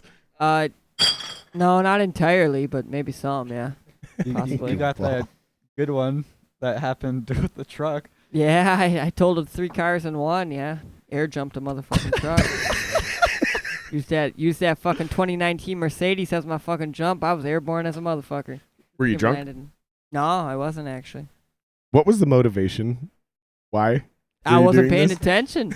I didn't pay attention. Wasn't looking at the road. Were you just sleepy or what? No, I was looking over my shoulder trying to merge, and I was booking it like 70, and all the cars in the right lane were stopped, and I was in the right lane trying to get to the left lane, and I had been looking over my shoulder, and didn't turn back, and they were stopped, and I was like, pow, Wow, and you went up. all the way up, man, airborne. That's crazy, bro. Now, have you written a song about this? No. You should write a song about this, and you should call it High Speed Dirt. High speed dirt. Not bad. Not plagiarism at all. It's a completely original idea I just came up with right now. Ignore any references to that song you've ever heard in your life. What guitar players are overrated and underrated? Overrated. Yeah, let's start with I'll that. start with overrated. Eric Clapton. Yeah, I agree with Yep, that. Yeah. 100% agree. Eric Clapton is. God, that's a great question because there's a lot of overrated Yeah, guitar there are. players. It's hard to pick from. That one hit me like a fucking Yeah. lightning bolt, and then now I'm drawing a blank. Because Yeah. Eric Clapton. Yeah. I mean, he is a great guitar player, He but is. that's not what we're talking about. No. They asked overrated. He is absolutely one of the most overrated I guitar agree. players. I'll throw another one out there. Somebody I'm actually a huge fan of as a guitar player, Jimmy Page. Jimmy Page is awesome. Jimmy Page is often referred to as an overrated guitar player. He's probably one of the best songwriters of all time, Yep. but the dude's not shredding at a super, like, oh my God level. Like, Nope. there's a lot of very playable shit. So this is how I define overrated. Okay. Is the hype more than what it deserves? Like, he gets too much credit as a guitar player and not enough credit I would say he's one of the most underrated songwriters of all time, one of the most overrated guitar players of all I time. agree That's with how that. I'm separating the Jimmy Page That's- thing. And I'm a fan. Don't eat me alive in the comments. I don't Okay. want to hear it. Well, me and my dad are like the biggest Jimmy Page fans. Me too. So Me too, man. I get it, dude. I think he's an innovator, you know, like 100%. not only just songwriting, well, I guess like studio too, like just I don't know, everything. Some I of the get sounds he created, some like, of he the wasn't shit he did. the cleanest player at all, but Very like sloppy. he had some of the best feel. But even his slop was well executed. Yeah. It was, yeah. It wasn't slop like bad slop. It was Nope. slop Yeah. like, I'm doing this because I don't want to be too clean. It had Sloppy. feeling Much, to it. yeah, you know, yeah. Had emotion. It was calculated. Yeah, absolutely. Yeah. Okay, who else? Oh, I got another overrated guitar player for you. Who's that? Yngwie Malmsteen. God, you're hitting all my guys right now, man. I mean, it's all flash, no feel. It's like the opposite of what we were All right. just talking It's very about. You know? Okay. technicality. Very If you guys technical. It's a lot of let me show you how big my dick is moments. Like, okay, you got a big dick. Cool. And then he's like the porn star that just is trying to fuck like a rabbit. Just whap, whap, whap, whap, whap, whap, whap, whap, whap, whap, whap. And the girl's like, slow down. That's Yngwie Malmsteen to me. I'm super offending your boy right now. Okay. He What'd you okay. say? A lot of us feel that way? Yeah. no, I agree. He's like one of the most like Porn? is like one of the most like douchebag guitarists. He's super cocky, but like the thing I like about him most is his vibrato. I know a lot of people don't say he has good feel, but his feel is actually. I where, like, disagree. You're talking about the actual I fucking think George, vibrato. I He's think got some of the George Lynch has a way better vibrato Okay, than let's stay on Yngwie. topic. So who's overrated? Because right now I'm the only one naming We're names. just gonna be arguing about guitar players. I'm the only one naming names. Herman Lee is overrated to me. Herman Lee. Of Dragon Force. I think he's very Ooh, overrated. wow, that's He's a powerful one. He's a very fast player and he's very good at what he does, but I believe he uses a lot of effects to get the sound and play the shit. Well, that really, he the only does. effects I think he uses is like a whammy. He uses that little thing on his picking hand. What? He uses this little thing that's on his finger that makes him do all the brrrr shit. What do you know? mean? Oh, Like the that video fucking game like noises. yeah. You know what I'm talking about. Yeah. Yeah, thought it's it like a was just diode that Yeah, it's in the- the guitar, and then Yup. he has a It has the fucking thing to Yeah, fuck and with, yep. it's the dubstep kids are using it. Yep. I mean, I think so it's you can cool make what he dubstep does. I sounds didn't even on know about guitar. that, yeah. I respect what he does for sure. Yeah, you can but- literally go bow, bah, bah, bah, bah, bah, bah, bah, bah. Yeah. Like you can actually, and it's something to do with electricity and Yeah, frequency. it I don't is, really yeah. understand. I know exactly what Much you're talking respect about. to what he's done and what he does do. What about It's you? Crazy, but I don't know. That's a Eric Clapton- Overrated guitar players. Who? Yeah, Kerry King. yeah, he is. Oh yeah, oh yeah. That Very dude- good guitar player, but way overrated. I don't even think he's a good guitar player, to be honest. Like he can write some really good riffs. Like that's what he's best at. Solos, some of the worst I've heard. Yeah, they I- suck. That might trigger some people, but Okay, so let's go more positive then, because I think this one will also be easier. Yeah. Underrated guitar players. I'll start off. Alex Lifeson. Ooh. Rush. Alex Lifeson from Rush. Yes. Hands down, one of the most underrated guitar players. For me, James Hetfield. Warren Yeah. DeMartini. Ooh, what band is? I know that. Rat. Yep. Warren DeMartini. What Yep. about Buckethead? Would you say he's underrated? 'Cause Yeah, I like him a lot. I like Buckethead a Yeah. lot I think too. honestly, Buckethead's I really think you good. could make a case for Buckethead being both over and underrated. Like literally, you could make a case for either one, and I'd go, yeah, I agree with that. Yeah, I don't know Yeah. where to place him. Honestly. Exactly, dude. Exactly. He's one of those guitarists. So like I always thought he was good, but when I saw him in concert, it, like blew my mind. Yeah. Like Exactly. Yeah. that's why I think he's underrated. He just had that effect on me. You know. That's exactly the same way I would describe. Yeah. I seen him live, and I was like, "What in the actual fuck is that dude doing?" And then, but when I listened to him on record, I'm like, "Cool, it's fast." So, like, if we look at it that way, if I was in the wrong mood, I'd be like overrated because of this. But I've seen him live, and I've been blown away. That's why I said it exactly.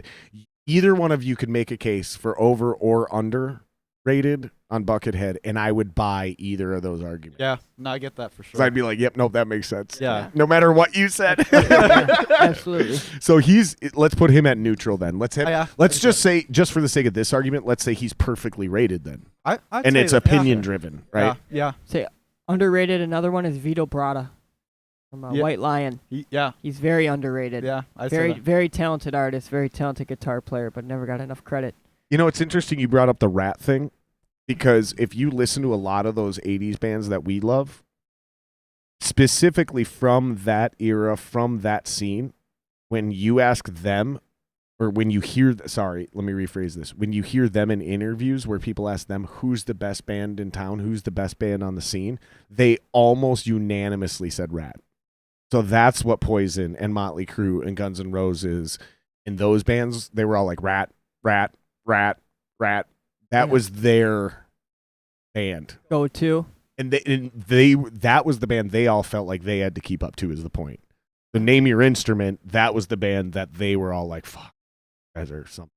Yeah. Yeah. Even though they are arguably the least successful of the big name 80s bands. You go to the Def Leppards, to the Motley Crues, to the Poisons. You know what I mean? As far Like, as far as I think carrying the trench, but and they torch, respect yeah, that motherfucking but they were band. they do, but they were pretty popular and big in the 80s. So they sold They out were. arenas, they sold out stadiums. I mean, they were huge back when their name was really. I mean, they were the fucking shit. But it seems like you hear that name dropped from musicians more than fans. yeah, Like when you listen to when music listeners are speaking, Rat is rarely dropped as like a great band from that era. They're oftentimes forgotten about, but they are never forgotten about when this conversation is had amongst musicians. Yeah. Somebody always brings up Rat. Yep. Dude, it's inevitable. And that's what those bands were bringing up. I just thought that, I'm sure you guys didn't know that, and I just thought that was really interesting to throw in That's there. pretty So all fucking those cool. bands Hell from yeah. that era, that was the band that they were giving props to. Who's the best band in town? Rat. Almost unanimously. Every once in a while you'd get like a Guns N' Roses, you know, but like Metallica wasn't even from LA, so you never heard Metallica. What are some like guitarists that people say are overrated or underrated that you don't agree with? Because I've heard a lot of people say Slash is overrated, and I don't think I agree with that. I don't agree. I don't think I do either. I'm calling out you, I would Jeremy. I would actually say Slash is arguably underrated. yeah, I would actually, in response to that, I would actually yeah. not only disagree, but I would feel compelled to make an argument that he's an underrated guitar player. I mean, how many guitarists can you like sing every one of their solos? You know, that's how you Yep. know you wrote something good. If you can Fucking sing it catchy, back, yep. like every one of Slash's The, solos, the like, melody you he know puts it. behind it, the Yeah. emotion, the feel. He's maybe not the cleanest player on the earth, you know, but Yeah. the feeling that he has, you know. Well, and to back up what you said, or to amend it, add on to it. Yeah. How many guitar players arguably write the best or most catchy parts of the songs? So November Rain, Sweet Child of Mine. I feel like case closed right there. Yeah. If pretty you say much, Slash yeah. is overrated, there's my case for you. The opening riff to Sweet Child of Mine, the solo in November Rain. Welcome to the Jungle. I mean, Yeah, just sticks in your head pretty Yeah. much the guitar part, you Yeah. know. I could sing every guitar part in that song. I could man. too, yeah. Exactly. So what you said, and then amend it back up. So point 1, point 2, argue with that. Keep trying to say Slash is overrated. I think we just debunked that one. Yeah. One I hear where guys are overrated, one I seriously disagree with is actually, believe it or not, Kirk Hammett.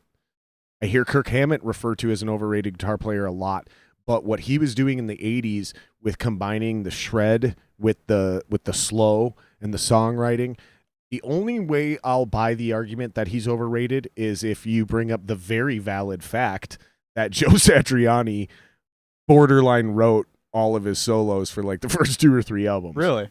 Or at least showed him what boxes to fuck with. Yeah. Like Kirk would come to the lesson and he'd be like, this is James's riff. I have no idea what to play. And then Kirk or Joe would show him a series of boxes. Kirk still had to go express that art and do it. I mean, he also has some really memorable parts too, like Master Puppets. Like I've heard also like James actually writes a lot of the lead parts too. I don't know what songs. He plays one solo on every record. Really? Yeah. Every single record, James Hetfield plays one solo. I may say, I think James is probably the better guitar player over Kurt by far. I actually agree with that. I agree with that too. Kirk, I think James is a better guitar player and a better musician. He doesn't get enough credit for it. 100%. What about you? Who's somebody who's referred to as over or under, but you disagree with? Over or under? Either way, yeah. Just somebody you Could you throw? Would you say Randy Rhoads in there? Could you throw him? So what? There? So what do you hear when people do they say he's overrated or underrated? I think he's underrated personly. I agree. I think he's very underrated. He's very short-lived, and he didn't have enough time. He needs to be in the discussion with Eddie Van Halen. Yes, I agree. I honestly think he's been rated like as he should. Yeah. You think he's accurately rated? I think he deserves more. If it's sad, but if he was alive longer and he had more to show, like he would have been up there. But just because his life was cut so short with like those 2 albums that he had, I think he's still rated way up there. Like he's not like he's whenever people talk about guitarists, his name is always mentioned. He's never forgotten. But it's never like it's never made a mainstream like break. And when we go like Family Feud style, he's never the number 1 answer. And we asked 100 people who the greatest guitar players of all time. He's never going to be number 1. Yeah. Oh. Eddie Van Halen's probably going to be number 1, especially since he just died. I mean, Jimi Hendrix should be in that argument of number 1, but he's probably going to be number 2 or number 3. If we're doing it like Family Feud style. Yeah. That's the only point I'm making. I agree with you. Yeah. And he might even be accurately rated. But I think to clarify what we're arguing about right now is like when people bring up this conversation in a Family Feud style, I guarantee you Randy Rhoads will never be the number 1 answer on that board. Somebody will always bring him up, though. Yeah. Like, he'll never be on that board. He'll never not be on that board. One asshole at the mall will be like, Randy Rhoads, greatest guitar player ever lived. And it'll be the 7th answer on the board. There will be 1 point. Like I said. But you're right. Yeah. He'll never not be brought up. I think it's literally just because he didn't live long enough to do enough stuff. You know? I can kind of feel that, yeah. Don't get me wrong, I'm a huge Randy Rhoads fan, so I'm not same. Yep. Totally disagreeing with you. Dude, I go in Randy, I get cravings. Yeah. Yeah. Where I'm like, I'm in a mood for like an 80s metal vibe today because the sun's shining, I'm drinking beer, I'm doing landscaping, or I'm chopping wood in the backyard, which is fucking real now. Fuck you, Anwar. Yeah. Last time I said that, I'm like, when you're out back chopping wood, and then I was like, I don't know. I don't sit out back chopping wood. I live in the city. What am I talking about? And he called me. He was like, that was hilarious, bro. He was like, because as soon as you said that, I was like, what the fuck is, and you caught yourself and called yourself out so fast. He's like, I just got to give you props. It was so funny. It was like one of my favorite moments. Well, now I do have a pile of wood I'm going to be quartering up, and I have an axe, and I'm going to be chopping it. But I get in these moods where I'm like, I want to listen to 80s, and nothing from the 80s will scratch that itch except for Randy Rhoads, Ozzy Osbourne, maybe a little bit of Zach. Yeah. Because there's that one album. Got a good pinch harmonic. Well, and when Zach came in, that first album he did, so by the time they got to No More Tears, Zach had his own sound. Yeah. But there was that one album he did before No More Tears. You can barely tell the difference between Randy Rhoads and Zach Wilde. What album is this? No More Tears is not his first album with them. I didn't know that. Yeah, he did one right before that. There's one album in between Randy Rhoads and No More Tears. Okay. Well, there was Jake E. Lee in there for a while. Bark at the you know Moon, what? I Ultimate think Sin. I think he's the one that recorded that album, but Zach Wild went on tour, and that's what I'm talking about. I think after Ultimate Sin, he was out. Yep, after the he album was, recorded. yeah. Because he had I Bark think at the you're Moon right. first. Yep. Yeah. Jakey Lee had Bark at the Moon. I also agree with some of those comments saying that Izzy is a very underrated guitar player. Yes. He wrote Izzy- most of those he riffs. basically wrote all the riffs. Yeah. He and wrote a almost lot of the yeah. songs. the entire Yeah. songs, honestly. Yeah, Yeah, Izzy and is Slash, very, because Slash wrote his own riffs over everything. Yeah. The songs were already done and written. pretty Yeah. much, yeah. No, I Yeah, agree with that for 100%. Izzy is very underrated. Probably- nobody talks about I don't him. think it's a debate if we break it down into like sections, right? So as a rhythm guitar player, Izzy is arguably the most underrated guitar player of all Yeah. time. If we're just talking rhythm Yeah. guitarists, I think I'd Izzy agree with that. Izzy Yeah. is one Yep. of the lowest represented motherfuckers who deserves a lot of respect. Yeah. Yeah. I believe modern day now, too, is Zachy Vengeance as well. A very, very Got underrated him up player earlier. and guitar player. Yeah, I mean, if you really dig into what he does and how he plays and his style, I think he's right up there with Sinister. He just doesn't play the shit Not that gonna Sin lie, though. plays. I kind of disagree because Sin writes all his parts. He just plays what he tells him. Really? Okay. I mean, I didn't know that part. I don't know who writes the riffs and stuff, but as far Sure. as lead, Sinister says, "Hey, this is what you're gonna play." Like And then he's Zachy even plays said it. that, like in okay, interviews. So fair enough. But Zachy fucking plays it note for note. he's spot good, on. yeah. I mean, he Like- doesn't knock it at all. He's like, all right, I'm playing that. I'm cool. just saying, I think there's Nailed. a difference between actually writing it and just playing what's given. Yeah, to I you. agree with that. Though. Cover know, band I thing we agree. talked Yeah. about Yep, earlier. I Like, agree. yep. I agree. Yeah, But he's still great. he is a very, but- very Because great it's not guitar very player. impressive to just shred somebody else's shit. Yeah. It's Yep. impressive. We're talking about is the ability to write Yeah. this shit. I mean, he right? probably Yep. writes a lot of like the actual songs. I don't know Yep. how that works. I just know Sure. as far as leads. The you know. leads. Well, go. I know Sin at the writes most of it. beginning of their career. I think he wrote the. he main, wrote he wrote everything. Unholy Confessions, I believe. Was Yeah, all and he Zachy. wrote. Yeah, and he And that wrote was kinda pretty the- much yeah, all the and that- music yeah, because that was when kinda the Sin song that first put him on came the in, map. he was just writing his solos. Yeah. Yep. like that's all because he was not even close to an original member of that band. Nope. Yeah, he wasn't even on the first album. No. Right. So And Unholy Confessions kind of the song that put him on the map. Oh, it was, a little yeah. bit too, and I'm pretty sure And then Zachy wrote Backcountry that. And then after that, Backcountry yeah. was huge. Yeah, that blew him up. That Waking the Fallen album is a goddamn masterpiece. that's one of my it's favorites. fucking it's amazing. so good. Yeah. Top 10 of all time. You're stuck on a stranded island. You get 10 albums. Waking the Fallen is on that. Appetite for Destruction is on that list for me. Yep. I cheat and I go Metallica box set, so I get all the Metallica in one album. Waking the Fallen is one of those albums though. It's like it's amazing, but the production sucks. Yeah, it wasn't great. Like The It wasn't production guy. bad at the time. At the time, it was actually a very well produced album, mhm.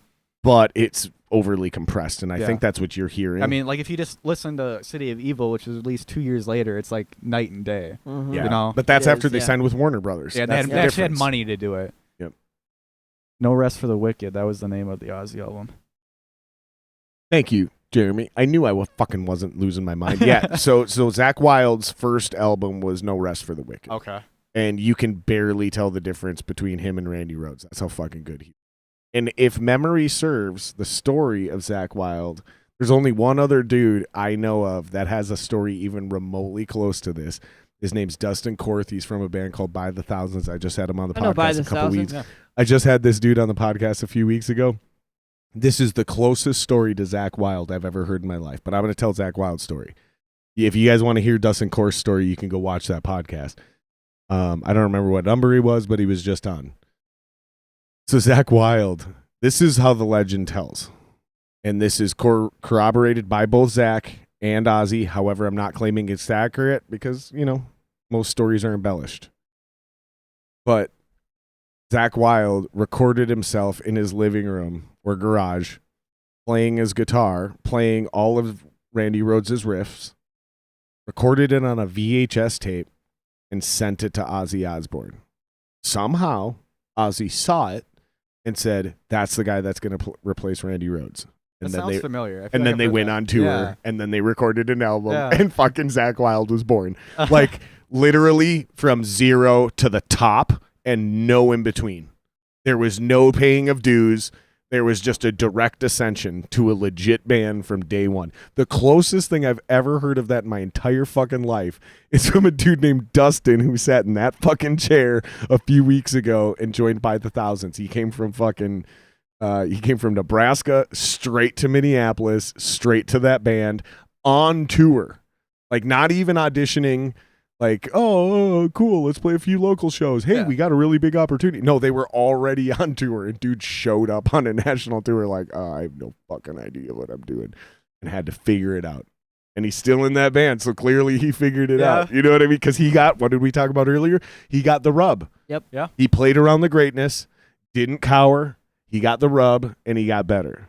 Now, I'm just telling you, man, there's these themes that run through these things in comedy and fighting, in music and podcasting. And you either show up or you don't. Yeah. And I hate doing this because people try to say, oh, America is built into creating winners and losers. No, man, we created winners and losers because like the cream either rises or it doesn't. And you either show up under pressure or you don't. Period. There's just no way around it. So we got one more track to play for you guys. You guys are clearly performing under the pressure because if you're working with Wally, you're not having an easy time in the studio. Yeah. Now, he's easy to work with. Mm-hmm.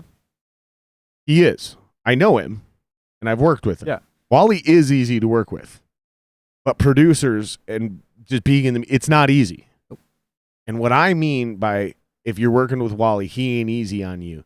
He's pushing you guys. And so that fucking pressure is creating a diamond. Yeah. I swear to God, wrap it up on this comment. The only thing that is going to fucking ruin your careers is pure cockiness and hubris. Don't buy into your own hype. The only advice I can give you, and honestly, I don't even know what that fucking means. I really don't. Yeah. But you will know what it means when it matters. It's one of those weird, like, fucking movie style cryptic things. Like, oh, you know, the fucking the crow sings at dawn. And then it makes sense at the end of the movie. Like, that's kind of what this is. Okay. Like, don't buy into your own hubris, and there's going to be a moment where you guys are going to go, oh, fuck, this is exactly what he was talking about. Like, something's not feeling right. Like, we're getting way too much love and positivity.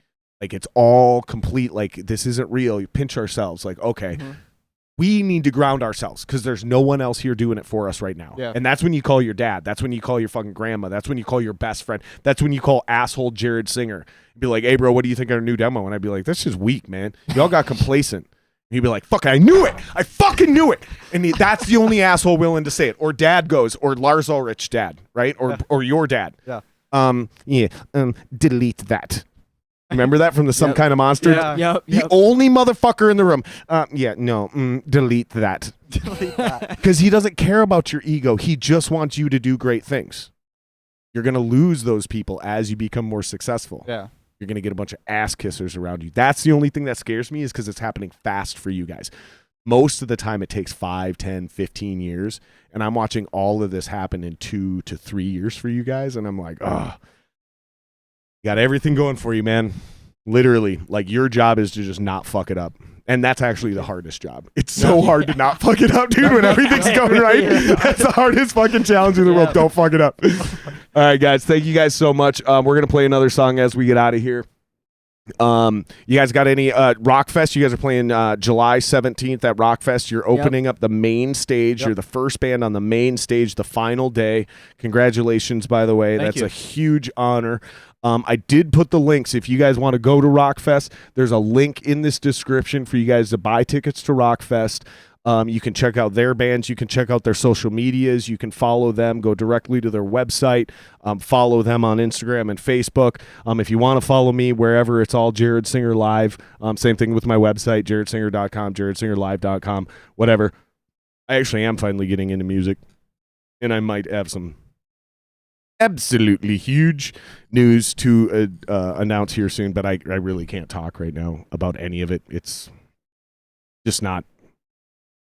None of it's realized yet. So we're going to play one more tune, and then we're going to get out of here. You guys got anything else you want to touch on? Yeah, thanks everyone for tuning in, and thank you for having us. Absolutely, Appreciate man. it. It was a fucking honor. I had to have you guys on before you blew up and got too big for me. You can't cheers with an empty glass. I can't. Nope. Bad man, or it's bad luck. Bad luck. Yeah. But yeah, before you guys get too big for me, I was like, I got to get them on before they blow up because it's going to happen. I'm just trying to figure out when it's going to happen. I'm trying to figure out if you have to fight the Greta Van Fleet trend, right? Because that sounds getting popular right now. Yep. That's the 70s. You're the 80s. If you have to wait or if it's going to happen now. Like, that's the thing that sucks about this industry. It's not all depending on you guys, right? So like, are you testing us right now? No.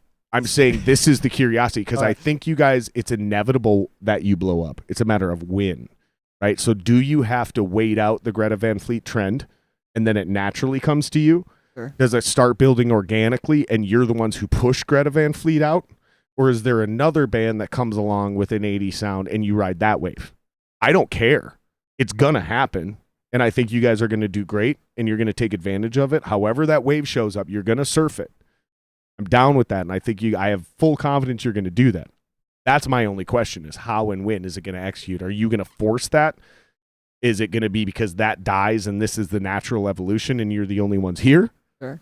Or is it because somebody else pops and you're the only other band that's relevant to that and you just naturally that's what I'm saying. You see, However it I get happens, it. man. However it happens, let's Right. just take it. and I think it's inevitable, and that's why I keep saying like I had to have you guys on before you blew up I because you guys are appreciate going to it, get too big for me.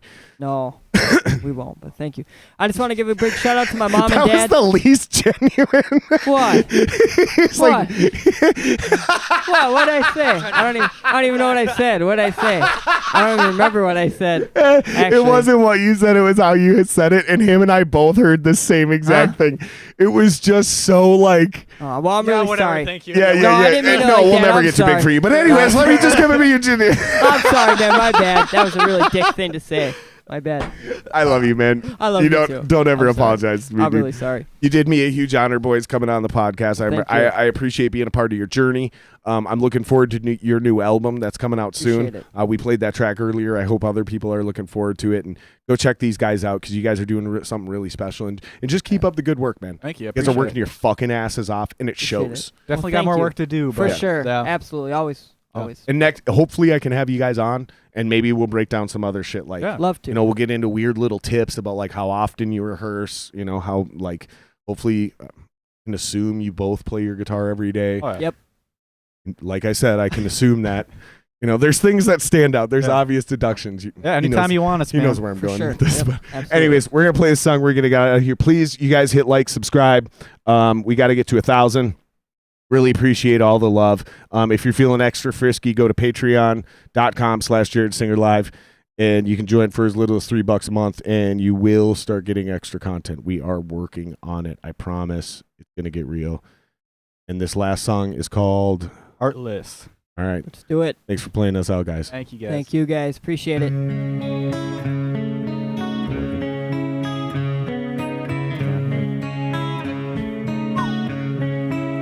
Oh,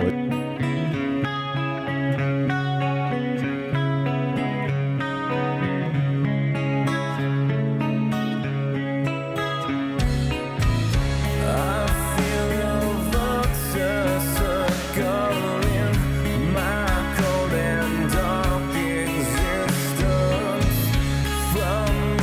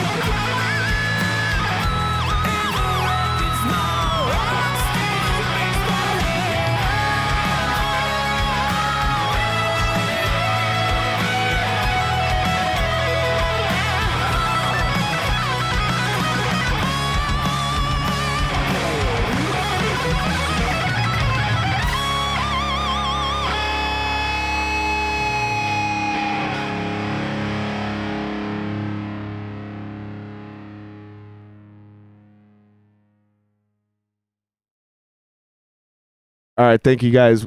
We are out of here. I'm gonna play the outro.